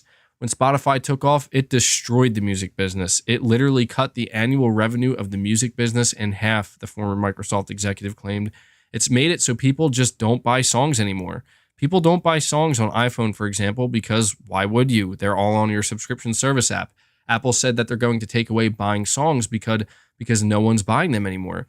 So we have to be careful we don't create the same system in the game business. These markets are more fragile than people realize. I saw the games industry destroy itself in the early 80s. I saw the educational software business destroy itself in the mid 90s. They literally destroyed a multi-billion-dollar market in a few years. So Game Pass makes me nervous. As a customer, I love it. I love Spotify as a customer. I have all the songs that ever want. It's a great deal as a customer, but it isn't necessarily great for the industry. Fries went on to question whether it was possible for game developers to embrace subscription platforms to the extent seen in the music business. At some point, it tipped and everything had to be on Spotify. The percentage of all games that are on Game Pass is still tiny, and there are a lot of games. 200 games a week come out on Steam, and more than that come out on mobile. Some of Fry's claims regarding Spotify were strongly disputed by music industry journalists, whatever. So he said Spotify didn't cut the music business in half. piracy did, he said. Spotify and the cloud-based technology on which it relies actually gave music fans a more convenient, legal, and monetized alternative to piracy. So, yeah, I mean, that's getting into the whole thing of Spotify. But I just think that this is interesting because, I mean, look, this is what I've been saying somewhat for a while with Game Pass, where, you know, people call me like a fear monger, but it's not so much that I'm fear mongering as much as I'm actually just like genuinely nervous that if a subscription service like Game Pass were to become like the main thing, what does that do to video games? What does that do to big AAA video games? You know, what does that do to Sony? You know, Sony has come out and said, yeah, we're not doing this, man. Like we'll place our bets on live service games before we place our bets on a subscription service model like Game Pass. And I don't know, man. I just think that this is where I do kind of cringe a little bit. You know, I do kind of look at all these people on the internet who talk about Game Pass, where it's like, Game Pass is the best. Game Pass is the best deal. Game Pass this, Game Pass that. It's like, I know from the consumer level, like, yeah, Xbox is winning that battle. Absolutely. Where it's like, you can't deny the value of Game Pass. But I just really do wonder if Game Pass could potentially be damaging in the long run. You know, like, this is just where I do question that. I mean, if Game Pass couldn't do damage in the long run, then why isn't Sony copying it? You know, if Game Pass wasn't damaging to AAA games to a certain extent, why is Microsoft the only one doing it? And why doesn't Microsoft talk about how much money they're losing on Game Pass? You know, so I'm just saying that, like, you know, this is a former Xbox executive. He knows a thing or two. You know, I know that people are responding to this because they're like, oh, what would he know? You know, he left in 2004. And it's like, well, look, nobody's saying that he's not making a prediction. He's not making a prediction. He's just saying that, like, it makes him nervous and he thinks that it could change the end. Like, he was just saying that this is a fragile industry and this could really possibly do some damage depending on how it goes down. And he was relating it to Spotify. And it's like, I know that there are people who will die for Game Pass for some reason. Like, they're just people who literally, the way they act, it's like they'll literally take a bullet for Microsoft. And it's just like, if Game Pass works out for Microsoft the way that Microsoft wants it to, I just don't see how it's going to not do damage to gaming to a certain extent. You know, these developers, okay, like, look, look, I'm only speaking from my point of view. I know I'm limited in my knowledge. I have seen developers talk and defend Game Pass on Twitter. Actual developers defend it. Not many, but I've seen some. And there was this one developer. I forget the name of the developer. I forget which game he made. I think it was like, I'm assuming it was like an indie game. I don't think it was a AAA game, but it was an indie game. And he was basically kind of going off a little bit. And he was saying how, you know, people who say that Game Pass is bad for developers literally don't know what they're talking about. Because what he was saying is that he, as well as a few of his developer friends, have, you know, been involved with Game Pass. And the way he explained it is that they made good money. They made good money from Microsoft and they got more people playing their game. And this is the thing that I just, again, where I feel like Microsoft is possibly pulling the wool over people's eyes here. I don't doubt that. Like, I don't think that this developer would lie or this developer would shill for Microsoft. What I do think, though, is that Microsoft has so much money to burn that they will burn as much money as they need to as long as people think Game Pass is untouchable. and only good. Because what happens when a company cannot afford to just pay a developer that lump sum up front? Because people need to ask themselves something right now. Why is it that the only games that go to Game Pass day and date, third-party games, why is it that the only games that go to Game Pass day and date are seemingly these smaller not smaller, but like games like Outriders, games like Back 4 Blood, games like what was the other one? Rainbow Six. It was the come on, what's it called? It was the Rainbow Six game. It was like the offshoot. Guardians of the Galaxy, which was a game that commercially flopped, unfortunately. Yeah, Rainbow Six Extraction. And then more recently, Sniper Elite 5. And it's like, I'll tell you why it's these games. It's because Microsoft will not pay the necessary amount of money to a AAA game developer, because even Microsoft knows that that's just too much. That's just too much. You know what I mean? And a AAA game developer will probably I'm trying to think of a good example. Okay, here's a good example. Everybody's saying, look, right now Microsoft needs to try to secure some big third-party games for day and date for 2022, because they delayed Starfield, they delayed Redfall. So maybe we can get people are saying maybe Microsoft could try to get Gotham Knights. And I'm like, are you out of your mind? Like, do you know how much money? This is where I think people don't get it, dude. They don't get it. Like, do you know how much money Microsoft would have to pay Warner Brothers to secure a game, a Batman game for all intents and purposes, a DC game, onto Game Pass day and date? A ridiculous amount of money. Microsoft would be paying possibly well over $100 million, probably more than that. The reason why they got Guardians of the Galaxy is because Square Enix was desperate. You think Microsoft paid 50, 60, 70 million dollars to get any of these games onto Game Pass? No, they didn't. They get these games onto Game Pass because it's just, these are games that are clearly not going to do well in the traditional market. And these development teams or these publishers want to try to get a lump sum to make up for what they might lose because they don't have confidence in their game. This is the type of bullshit that Game Pass facilitates. And this is why I just don't understand why people are so okay with this. You know what I mean? And sure, yeah, indie games, I'm sure indie devs are thriving to a degree in Game Pass because it makes sense.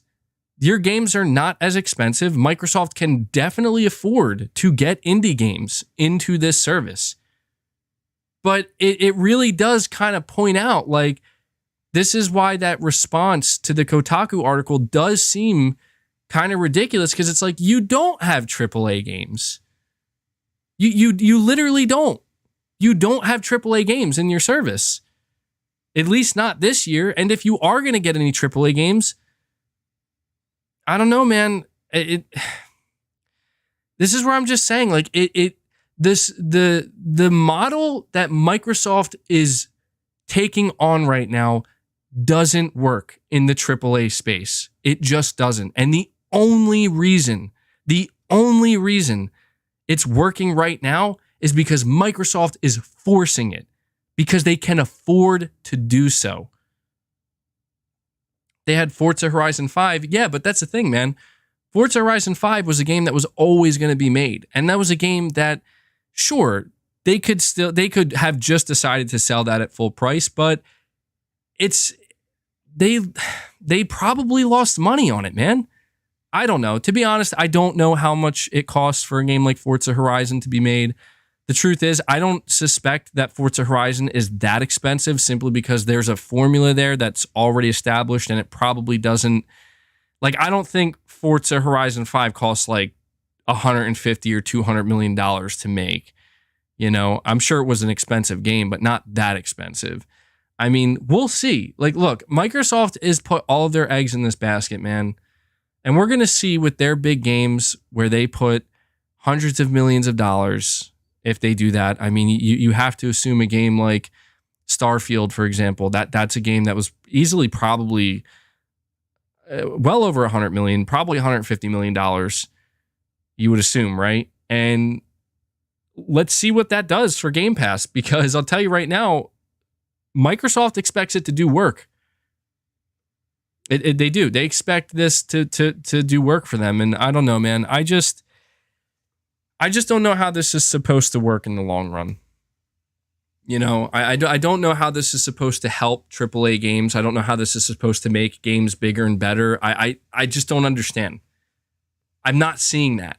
I'm just not seeing that with Game Pass. And when we do see it, it's very obvious that Microsoft is losing money on it. And I know people are going to be like, dude, stop shit. Why do you care how much? It's not that I care whether or not Microsoft is making money or not. What I care about is the bigger picture, where it's just basic logic that if a publisher puts $150 million into a AAA game, right? $200 million into a big AAA game, the first priority is we got to make that money back. So we got to sell a lot of copies. So the only way we're going to do that is this game has to be damn good. And once we focus on getting that money back, then we can start making it profitable. You know what I mean? That's the way these things work. And Game Pass just kind of gets in the fucking way of all of that, dude. It does. That's why I'm saying this is why I'm saying Microsoft will not pay for AAA games. They're going to force it. This is why they are buying publishers. The only way Microsoft can get these games into Game Pass is by literally owning them. By owning them and saying, you know what? Rather than pay for this one game or that game, we're just going to own you. And then we're going to put all your stuff in the Game Pass. And I mean, look, it's a viable tactic. I'm not saying that there's anything wrong with that. I'm not saying there's anything wrong with that. That is actually a viable tactic. But what it does highlight is that this is how you know it kind of doesn't work, you know? Because the only way Microsoft can make it work is by looking at Daddy Microsoft and saying, you got our back, right? Like, we can use your war chest and we can rely on your money, right?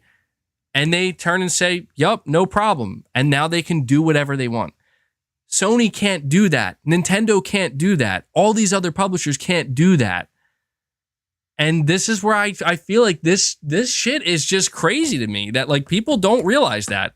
Like people actually think like Microsoft is trying to be the good guy.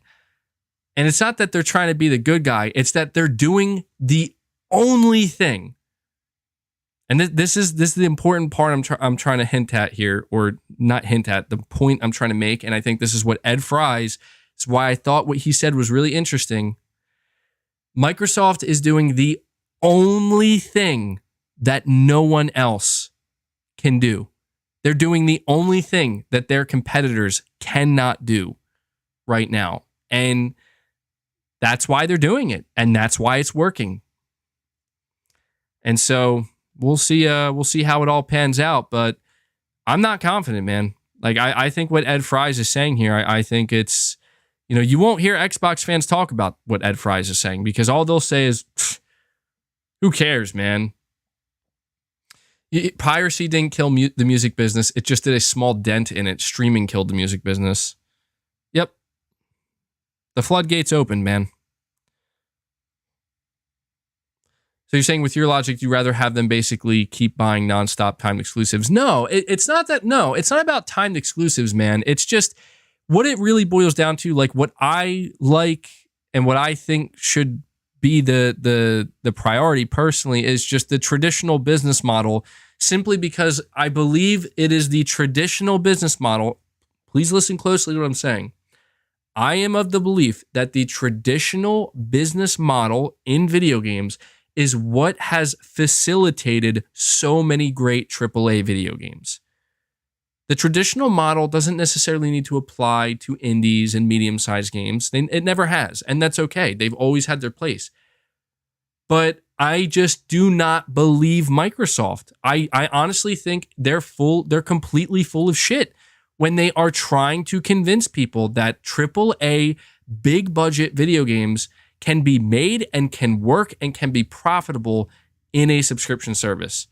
If that was true, Sony would be doing it. Period. End of discussion. If that was true, Nintendo would be doing it. Again, Microsoft is the only one doing it because they're the only one that can afford to do it.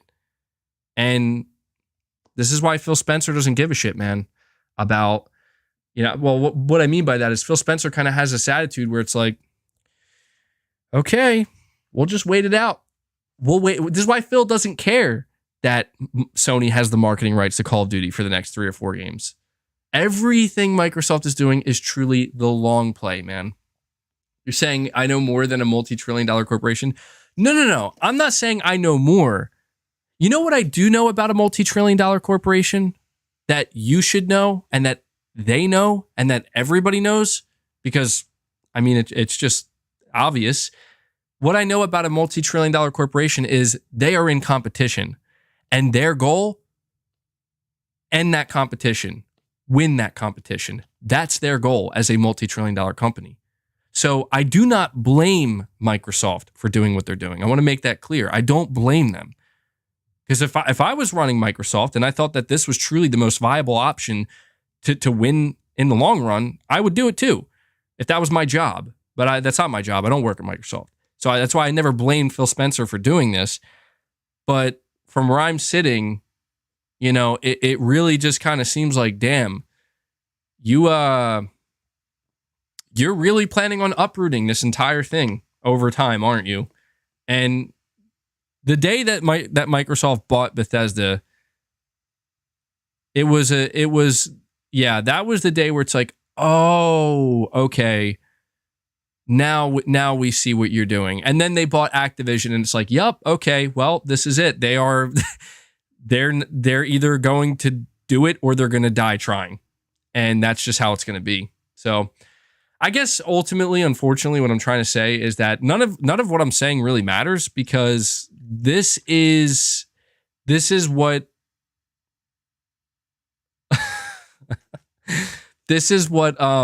Microsoft chose, and this is the future of Xbox. And this is why I'm always going to encourage. This is why I tried to tell you guys, like, I'm okay with Sony doing live service games.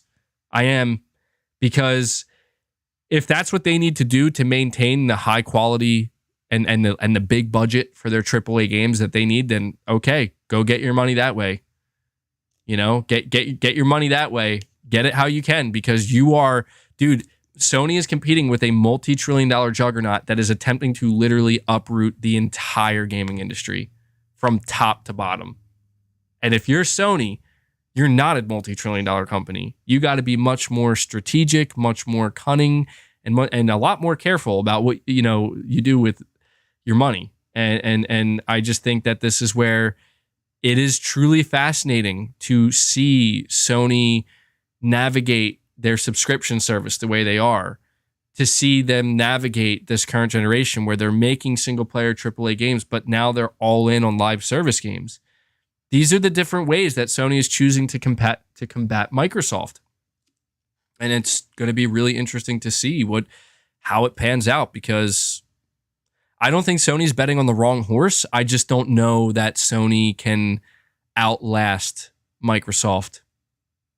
But it might not be about having to outlast them. The truth of the matter is the day may come where the competition between Sony and Microsoft is truly over, because if Microsoft will succeed in this endeavor, Microsoft will succeed in this endeavor because they can afford to succeed. It's just that we may see a situation arise over the next couple years where truly, like, Microsoft and Sony are very much just two completely different separate entities that are doing completely different things and in a different way. And maybe they can both work, you know? It's just that I'll tell you right now, like, Microsoft, I know Phil Spencer comes off as like the nice guy in the gaming industry, but make no mistake, man, like, Phil wants to be number one. Phil wants Xbox to be the best and to be number one. And it's not that he wants to eradicate the competition. It's he wants to convert the competition. You know what I mean? And that's where right now, I mean, Phil Spencer knows he's not converting Nintendo, but at least not yet anyway. So I don't know. We'll see. It's interesting. It's interesting times. There's like a little gnat here my way. All right, let me see here. Drive by Joe, you're saying fake it till you make it Xbox. Brandon Chad Perez says, I'm sorry to go off topic, but we need more gaming streams from you, man. Seriously. When you have time, of course. Yeah, I'll have to get around to that, man. I don't know. I've just never been comfortable streaming games. Maybe it's because I don't do it enough, but we'll see, man. We'll see. Maybe I'll stream God of War. That'd be a good one. Rashdom V2. You're saying Microsoft tried the traditional way and everyone shit on them and their games and nobody gave them a chance, so they gave up and went the service route. Yeah, and dude, that's where it's like, you're absolutely right, Rashdom. I actually completely agree with that. Microsoft, I will give them credit. They did try, man.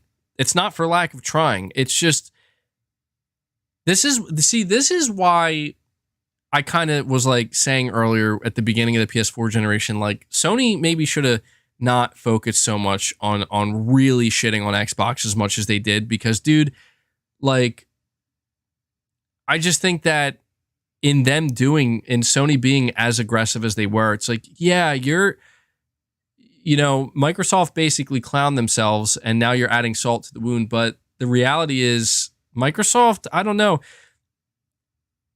I don't know. I'm just saying that now that Sony has to contend with a very formidable opponent, one that can outspend them in a way that Sony just is like, oh, okay then, and it's just Microsoft. I mean, look, we talked about this when the acquisitions were made. The thing about Microsoft that I'm just still not sold on, and I mean this, guys. The thing that I am not sold on with Microsoft that I've been waiting to see for a long time, and they just still haven't done it, is what can you do that's like good on your own? Like I know that Sony buys marketing rights and stuff, and Sony has timed exclusives, but let's not pretend that Sony doesn't create amazing original IP. Let's not pretend that games like Horizon and Ghost of Tsushima, right, and titles like this, let's not pretend that they don't exist. They absolutely do exist. Let's not pretend that Sony doesn't court studios like From Software to help make a game like Bloodborne. You see what I'm saying? And this is just where it's like, Microsoft doesn't do that. And they tried to a degree with the Xbox One generation, but they just couldn't make it happen, man. I'm going to be real right now. Microsoft can't even help their own big franchise like Halo. They can't do it. Like, Halo Infinite is pretty much, I'm not saying it's dead, but it's just like,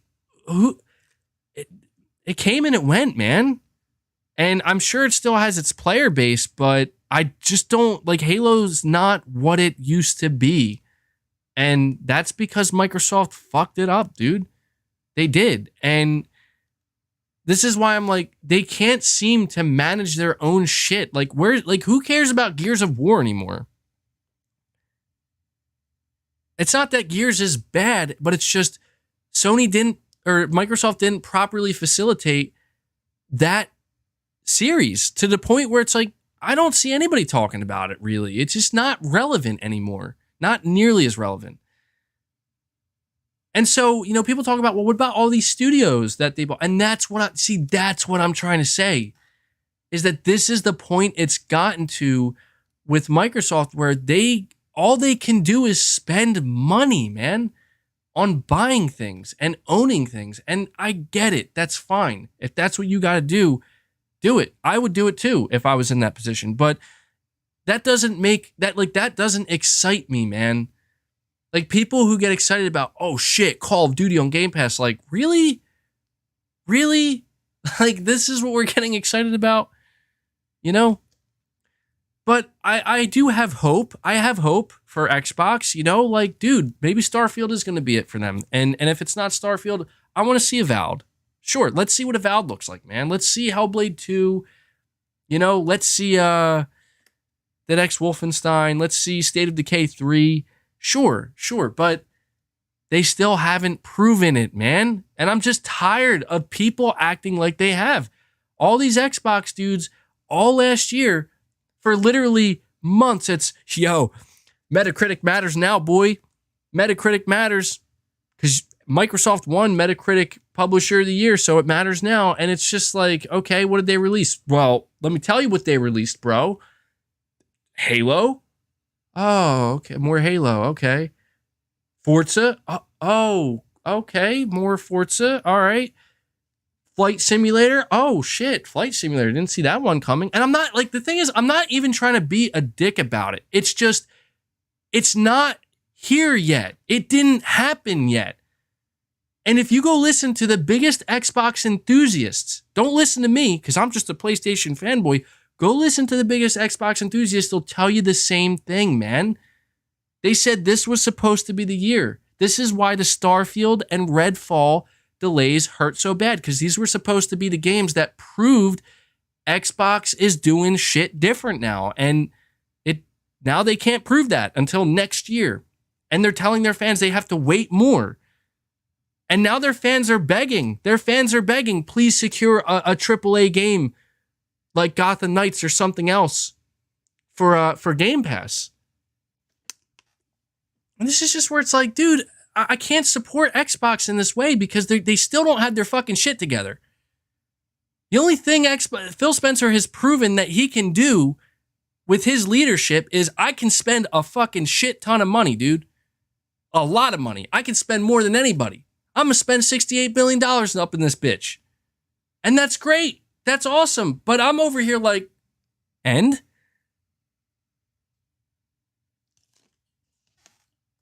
But then again, you know, it is what it is, man. I know I'm like ranting and shit again, but I guess I'm just saying this because I read this article from Ed Fries, or that was written up about Ed Fries.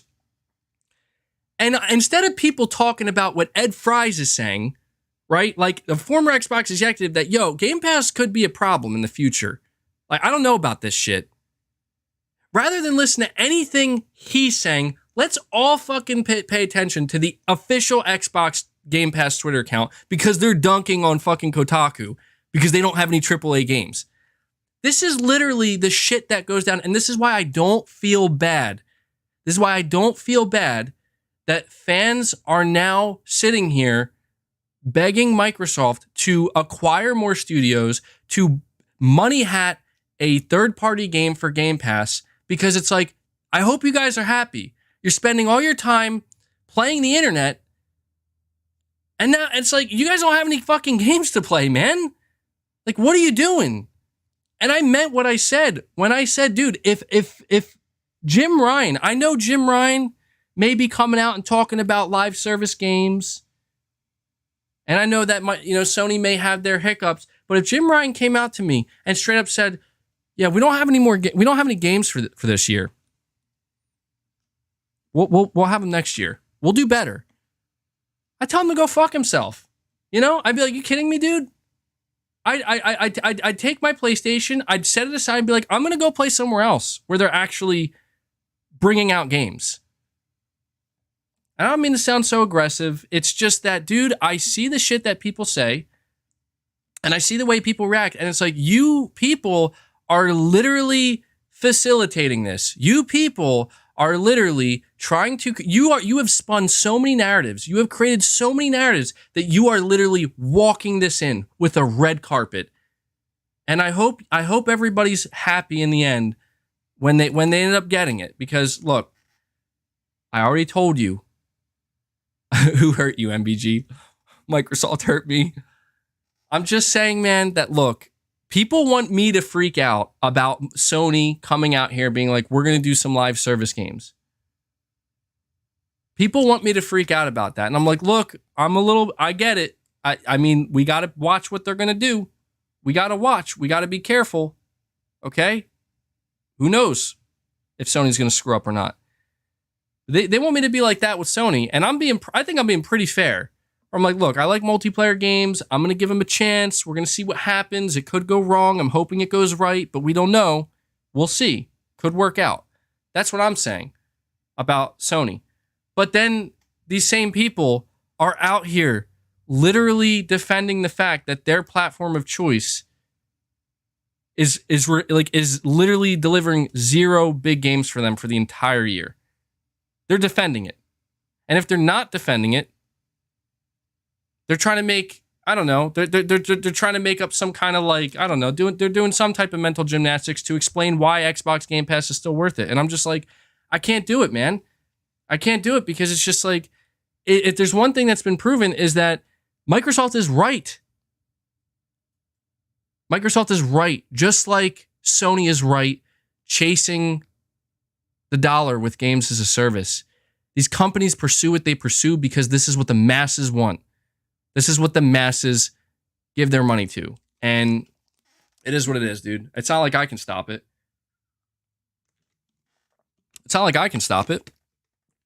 I'm just saying Microsoft is right because it's working. It's working. Dude. Oh, man. Okay, so I'm sorry. I just remembered something, and it's just, look, I saw somebody, my voice just cracked real bad there. I saw somebody mentioned, this was like a couple weeks ago, and I like didn't know what they were talking about. I thought that they were just making a joke. And they were like, bro, we got Xbox people over here meeting with the Xbox marketing team.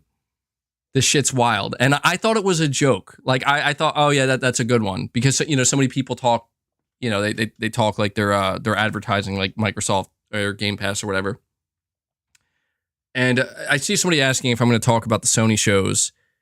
I did earlier. I spent like the first hour and 15 minutes of this podcast talking about it, so you'll probably have to come back. But but dude, look, and I thought that was a joke, and then I like learned that it actually wasn't a joke. It actually wasn't a joke, and I saw what they were talking about, and I'm like, you know what? I'm done. Like I'm just done, man, because it's like we're out here. If I ever meet with the Sony marketing team, I mean, come on. Like what come on. Like what do I expect people to think at that point, man? You know? Like how could I honestly expect to have any opinion at that point on what I'm talking about and it not be, I don't know, just untrustworthy? I'm not saying anybody who wants to do that there's something wrong with that. I don't think there's anything wrong with it, but it's just like I talk about the stuff I talk about. I'm completely on the outside and cut off. And in my opinion, that's a good thing because this is why like people used to tell me like, dude, you should try to get like review copies for Sony and whatnot and get in good with them. And I'm like, I don't want any of that. Because that's going to taint it, man. Taint. It's going to taint it. It is, because that's the thing is like if Sony shits the bed, when Sony shits the bed, I don't want to hold back. I don't want to feel like, well, I have friends at Sony or I met their marketing team and I don't want to upset them. No. I don't want any of that shit. I don't want to know anybody. I want to keep a distance. Because when Sony shits the bed, I want to make it known, hey, everybody, Sony shit the fucking bed. What are they doing? This is unacceptable, and I'm not going to hold back. But it also goes the other way. When I think Sony's actually doing something good, I want it to be known that like I just genuinely think they're doing something good and I support what they're doing. If I say, hey guys, God of War is an amazing game, must play. I think it's totally worth paying the $70 for, totally worth the money, and I highly encourage it and suggest it. It's because I paid 70 of my dollars that I earned to play this game and then to tell you what I think of it. You know? There's not many games that Sony releases that I think aren't worth the money, but you know, like one that came out recently, although it's not actually from a Sony studio, but one game that came out recently that I actually didn't think was worth the money was Ghostwire Tokyo. That was a $60 game. I don't think it was worth $60. I think that should have been a $40 game. Another game that Sony put out that I honestly was like, yeah, this ain't it, man, was Destruction All-Stars. You know, and the thing is, I couldn't really crap on that game too much because I got it for free with, well, it wasn't free, but I got it as part of PlayStation Plus. But I was full well ready to like basically go nuclear on that game because they were apparently going to try to charge $70 for Destruction All-Stars. And it's like at that point, I'm looking at Sony, I'm like, are you literally high right now? You know, are your executives high making these decisions? Because that's not worth it. And all of this it's so easy to do that because I don't have anything, you know what I mean? Like I have no ties with Sony. I'm not afraid, I don't want to lose my privilege to review their games or whatever. Like, no, I don't care about that, man. It's like Sifu, you know? I played Sifu and that was a game where it was like, it's not literally an actual Sony game. That's a partner game, like a timed exclusive. But I played, you know, people were like, oh, I bet you wouldn't care about Sifu if it was an Xbox exclusive. And I'm like, you're absolutely wrong. I would be on Xbox or on my PC playing that game because it looks awesome, you know? And this is just where I think there's a lot of weird shit that goes on the internet with people and everybody talking about what they're talking about. And, you know, I know that, look, maybe a lot of people think I have bad takes. Maybe a lot of people think I'm unhinged. And I talk too much shit or whatever. And it's like, look, I get it. I can get that way. But to me, that is in a way my greatest strength because even though it doesn't always work out for me, at the very least, and this is the important part, at the very least, I know that this is just me here, man. Like I have no ties with anyone or anything. This is just me speaking as my own person with my own opinions who plays video games and who likes video games. And that's it. So, someone called Sifu garbage. I mean, dude, I can only assume that if somebody thought Sifu was garbage, it's simply just because they can't play it the way, like they're just literally, I don't mean to make it sound like they can't, like they're not good, but I mean, if I picked up a game like Sifu and I just couldn't get it, like I couldn't adjust to the requirements of playing that game, I'd probably think it was garbage too, but I loved it. So, all right, I got a couple super chats to get to here. Magnum Visuals are saying the reason why all the OG artists don't make music anymore, they know that they'll be getting ripped off because of services like Spotify don't pay them. Yeah, dude. And look, I will admit, like I am subscribed to Spotify and I'm not really involved in the music industry. So that's the thing is like, I don't know if I am like a casual music goer in a way, right? Or listener. Where I don't know the ins and outs of the music industry, and I do like wonder, like, am I hurting like my favorite artists by not, buying their albums and instead just playing them over and over again on Spotify?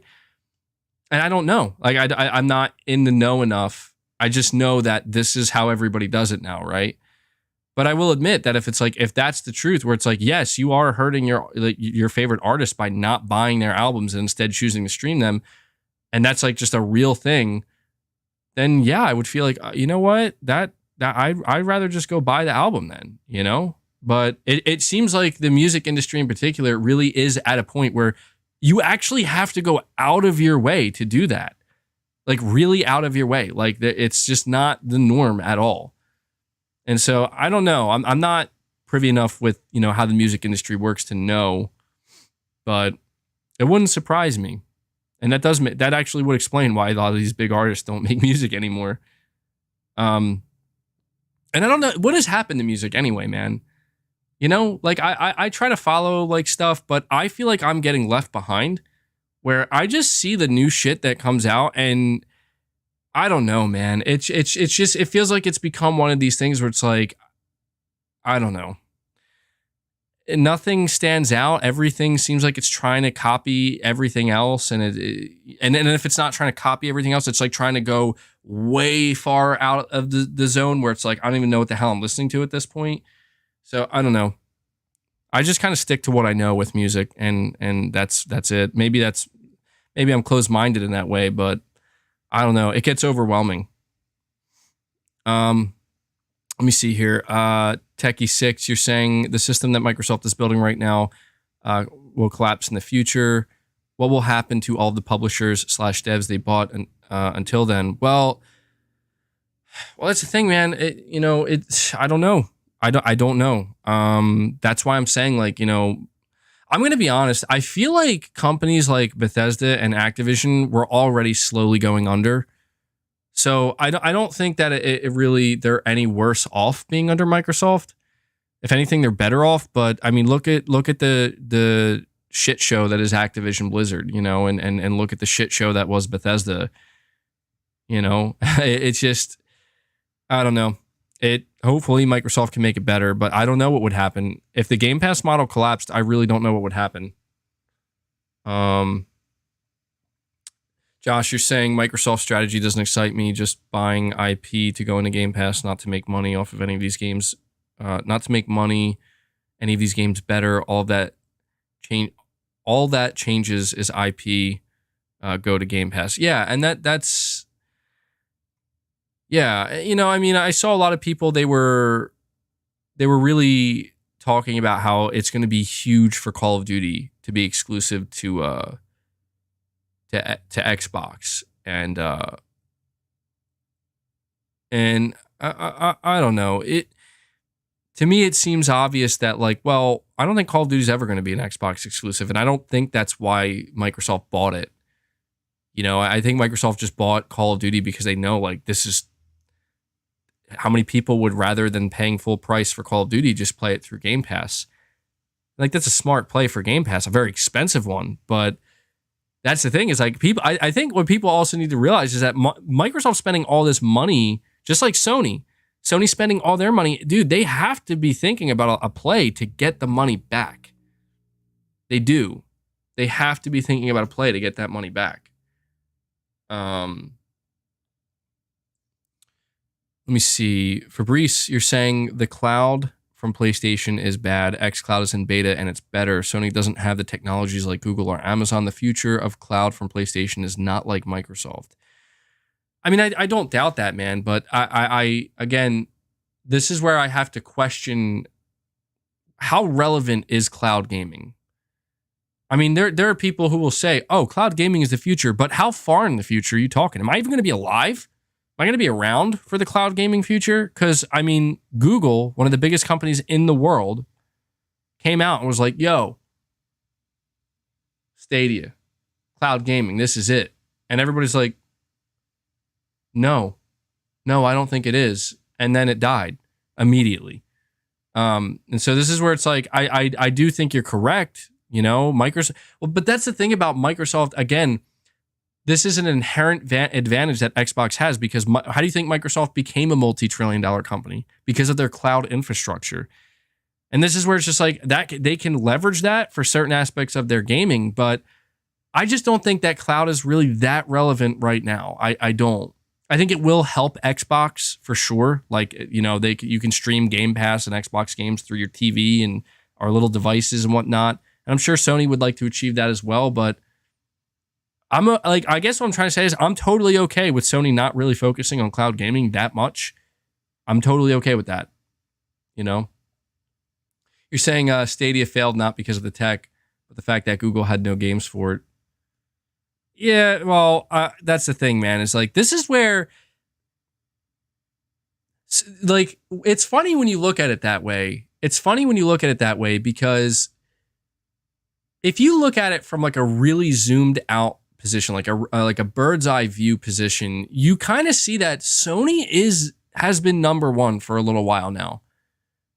Sony is kind of like on top when it comes to platform, like as a platform, like the money that can be made and just how successful your brand can be globally. And they're really the player to kind of take down. You know, they really are kind of king of the hill. Nintendo as well, but I think Sony more so just because Sony has, I think, a more what's the term I'm trying to look for? Not a broad appeal. It's not about how broad it is, because if anything, Nintendo has a more broad appeal. It's more about Sony being number one while also being kind of at the forefront to an extent. You know, like they're staying up to date with technology. They're staying up to date with their graphical technologies. They're trying to do different things. I feel like Nintendo, frankly, even though they are very experimental with their hardware, Nintendo, come on, we can all agree Nintendo kind of just does what they've always done, and it just works. And you can't blame them, because like it just works, you know. Sony's not like that. You know, Sony isn't out here still. Here's our latest. Here's Crash Bandicoot 15. You know what I mean?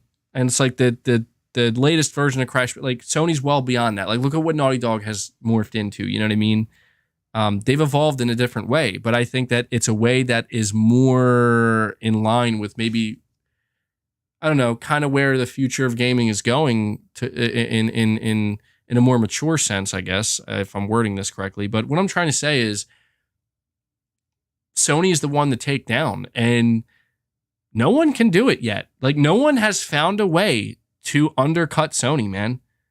And the thing that I think is interesting about that and telling is because like, this is what I'm saying. Like, do people ever stop to think that maybe it's because Sony's doing it right? You know, like I know that there are a lot of PlayStation fans who are very much, they kind of act, and I get like this too sometimes, where it's like a little bit of arrogance, where it's like nobody does it better than Sony. Sony knows what they're doing, and no one can touch them. And I'm like, well, that's a little, you know, it is. It's truly better to stay humble, and we're not Sony, we're just fans. But it's just like, I think they might just be doing it right. You know, like.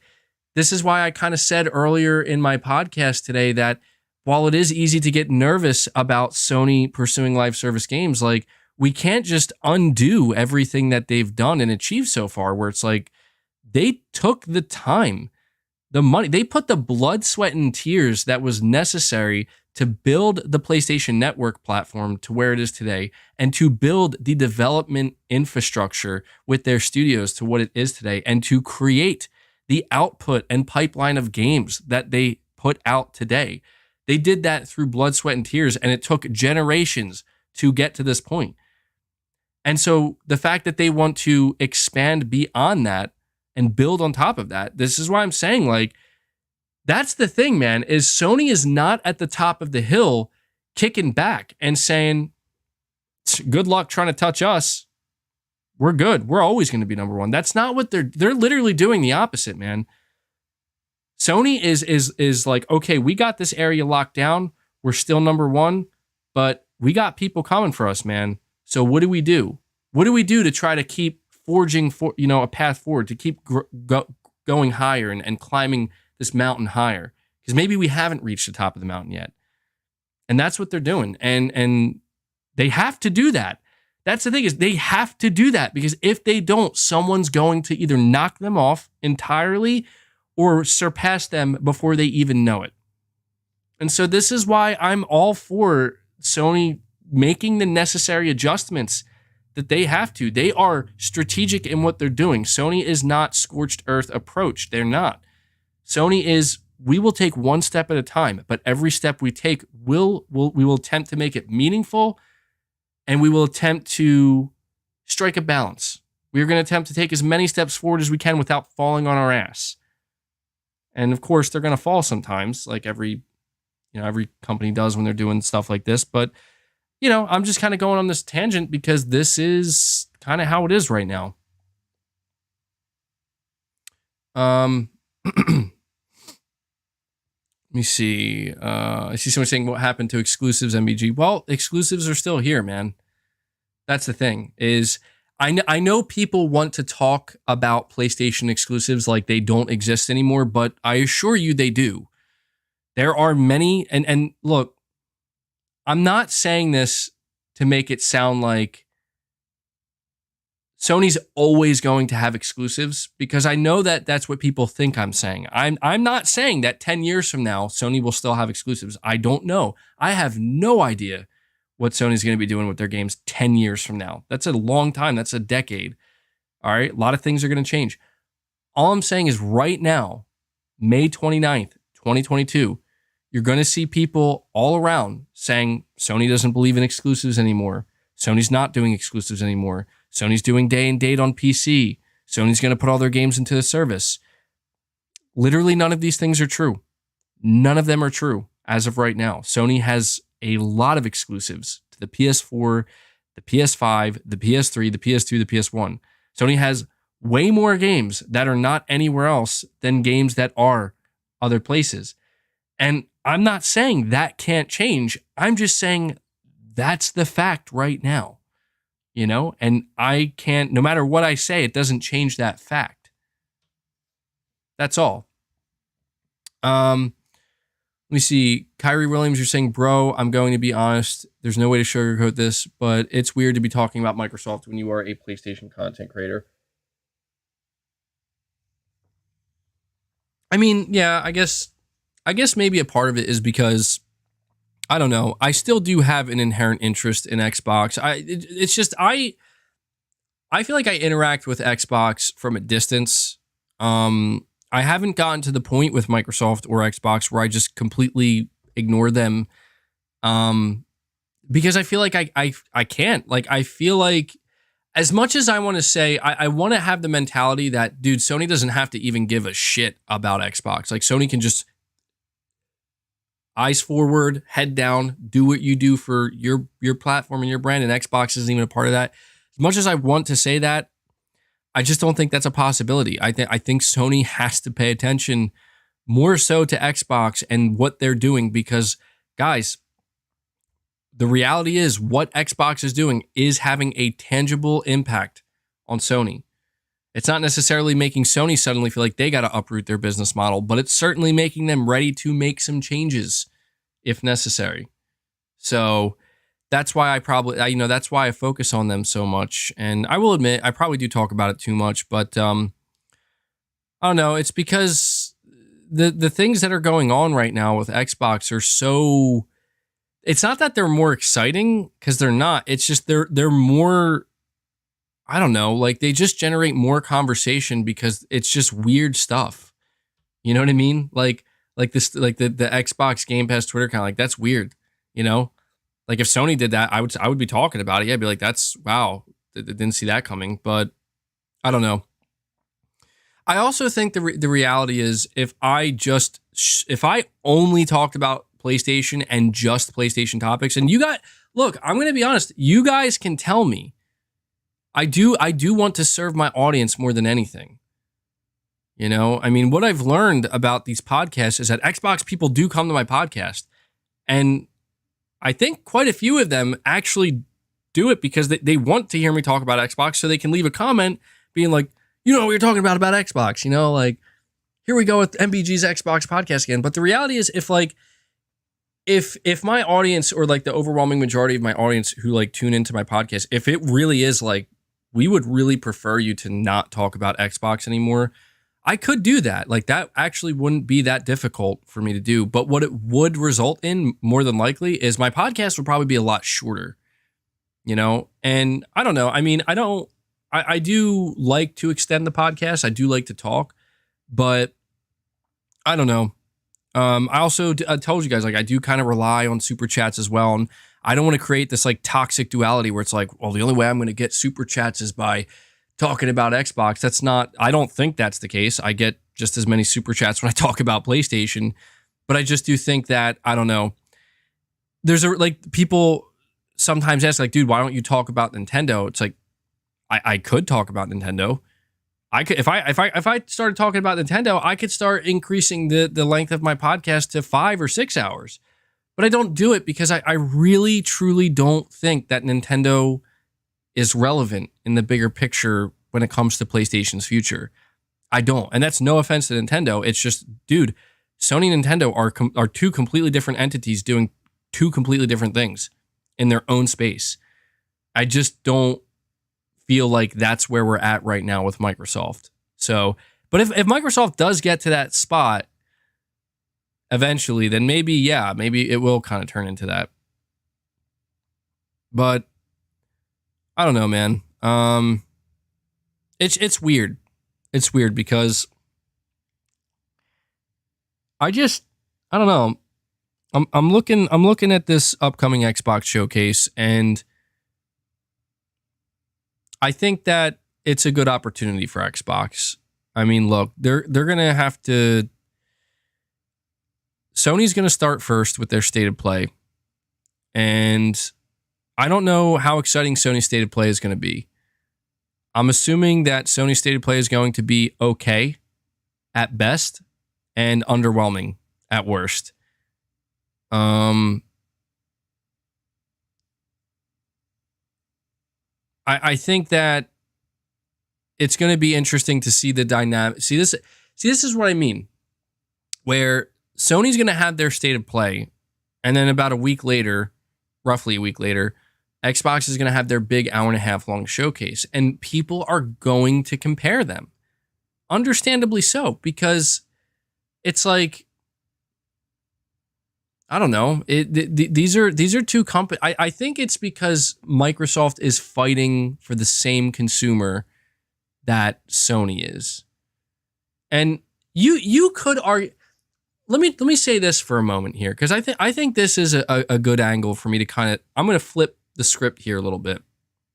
All right. Maybe this is the problem. Not necessarily me talking about Xbox, but maybe the problem is Sony, just like myself, maybe we're paying too much attention to Xbox. Maybe this is why maybe some fans are frustrated to a degree. Not entirely frustrated, but I don't know. I guess what the question really boils down to is this. Is Sony, maybe I'm misconstrued here. Maybe I have it backwards. I know I said I was going to end this podcast soon, and we're already at 4 hours, so I'm going to have to end it soon. But I always find that I have more to say than I think. Maybe I'm confused. Maybe I believe that, a lot of what Sony is doing is because of what Microsoft is doing, right? Like maybe it's because I'm thinking it's because well Microsoft is doing this and Microsoft is doing that, and then Sony is, putting themselves in the position to be able to pivot at any moment in reaction. But maybe the reality is Sony isn't paying much attention to Microsoft at all. Maybe the reality is Sony is doing what they're doing based off of their own, I don't know. I want to say like a closed-minded singular focus, but it's just it's Xbox actually has a very little to do with it, and maybe that's where I get mixed up. Where it's like I keep talking about Xbox like Sony and Xbox are in like this intense competition, but maybe they're just not, man. Maybe they're not, and I'm just kind of I'm just seeing it the wrong way. But I hear what you're saying. Pragmatic Cat, thank you for the $1. Fabrice, again, you're saying Sony didn't make one good multiplayer-focused game. So how the hell you Tinks? You said Tinks. How the hell do you think they're going to make a good game as a service? People make fun of Xbox, but their games as a service are good. Well, that's the thing, man. Maybe I am overconfident in Sony's capability to make a solid service game and not ruin it, but I mean, I also do think to myself, maybe this is exactly why they bought Bungie, man. Because they're like, you know what? We need guidance. We need tips. We need help to be able to not screw this up and to do it right. And I think Jim Ryan actually said it himself, where he was like, if even just a couple of our live service games succeed, as he put it, it's going to be, and this is where it worries me a little bit. This is like the one thing Jim Ryan said that I will say, this is like not what I want to hear because I don't know what it implies. Jim Ryan said that if even just a few of our live service games do well commercially and financially, it will be and this is the word he used, transformational for PlayStation. And I wish he would have elaborated more on that, because what do you mean transformational? Because I don't think PlayStation needs to transform. I don't. Because that's the one thing that he said that makes me nervous, because I'm like, that's some really interesting wording, because that to me is implying if you have a couple of successful live service games, you're going to basically try to transform what PlayStation is. And I think I speak for pretty much every PlayStation fan currently when I say we don't need that to happen. We just need you to, yeah, and that's the thing too, is you're saying with that you don't like that wording because it does, that wording does also imply that they're expecting many of them to fail. But maybe that's just the reality of the market. I mean, the truth is we've seen so many developers and so many publishers crap out live service games, and they do fail quickly, and we'll see, man. We'll see. You're saying, Geronimo 15, you're saying transformational as in free to play with single player games coexisting. Yeah, I mean, that's how I want to see it, man. I hope that's what they mean. All right, let me see here. Pragmaticat, member for 8 months, Players No Limits Plus. You're saying, dude, I don't want to play Final Fantasy 7 either, but I'm about to get the deluxe edition from eBay, complete with the metal box, just for the intermission DLC. Nothing is really out now anyways. Say you'll give it a go. Well, yeah, it's seeming like at this point I'm going to have to, guys. I'm going to have to. Josh, you're saying State of Play has potential. Bring back hype MBG. Yeah, I don't know. Maybe as it gets closer, I'll start to feel more hyped. I'll tell you right now, dude, if it's true that Resident Evil 4 Remake is going to be there, I don't think it is, but if it is, I would be hyped as hell for that. That sounds awesome. Zanarcan Blitzer, you're saying, MBG, I hope you eventually play Final Fantasy VII Remake, though I could see in the future when MBG Jr. has his own YouTube channel and he's saying to his subscribers that MBG Sr. still hasn't played Final Fantasy. Yeah, that's really far in the future, man, but I'll probably play it. I mean, KD gave me a $50 super chat specifically to go buy the game and play it, so it's going to be pretty hard for me to avoid it at this point. But all right, guys, that's it. You're saying it's on sale for $40, days of play? You know what? Yeah, I'll probably grab it then. That's a good price. But that's going to do it for episode 111 of the podcast. I do want some feedback. All right. Excuse me. For those, I don't know how many people are going to leave comments that actually stay till the end of the podcast, but leave me a little bit of feedback. Do you think I talk about Xbox too much on this podcast? I know some people, look, I know that there are going to be some Xbox fans that are like, we need to just get MBG to shut up about Xbox already, but I'm talking to the people who are here every week who support my channel and those who look forward to my podcast, because I don't want to continue to like rag on topics that it's like, all right, it's too much. Just let me know. Just give me some suggestions. I'm open to some feedback and some suggestions, and I'll try to take that in and see what we can do with that. But nonetheless, I really appreciate everybody showing up to the podcast.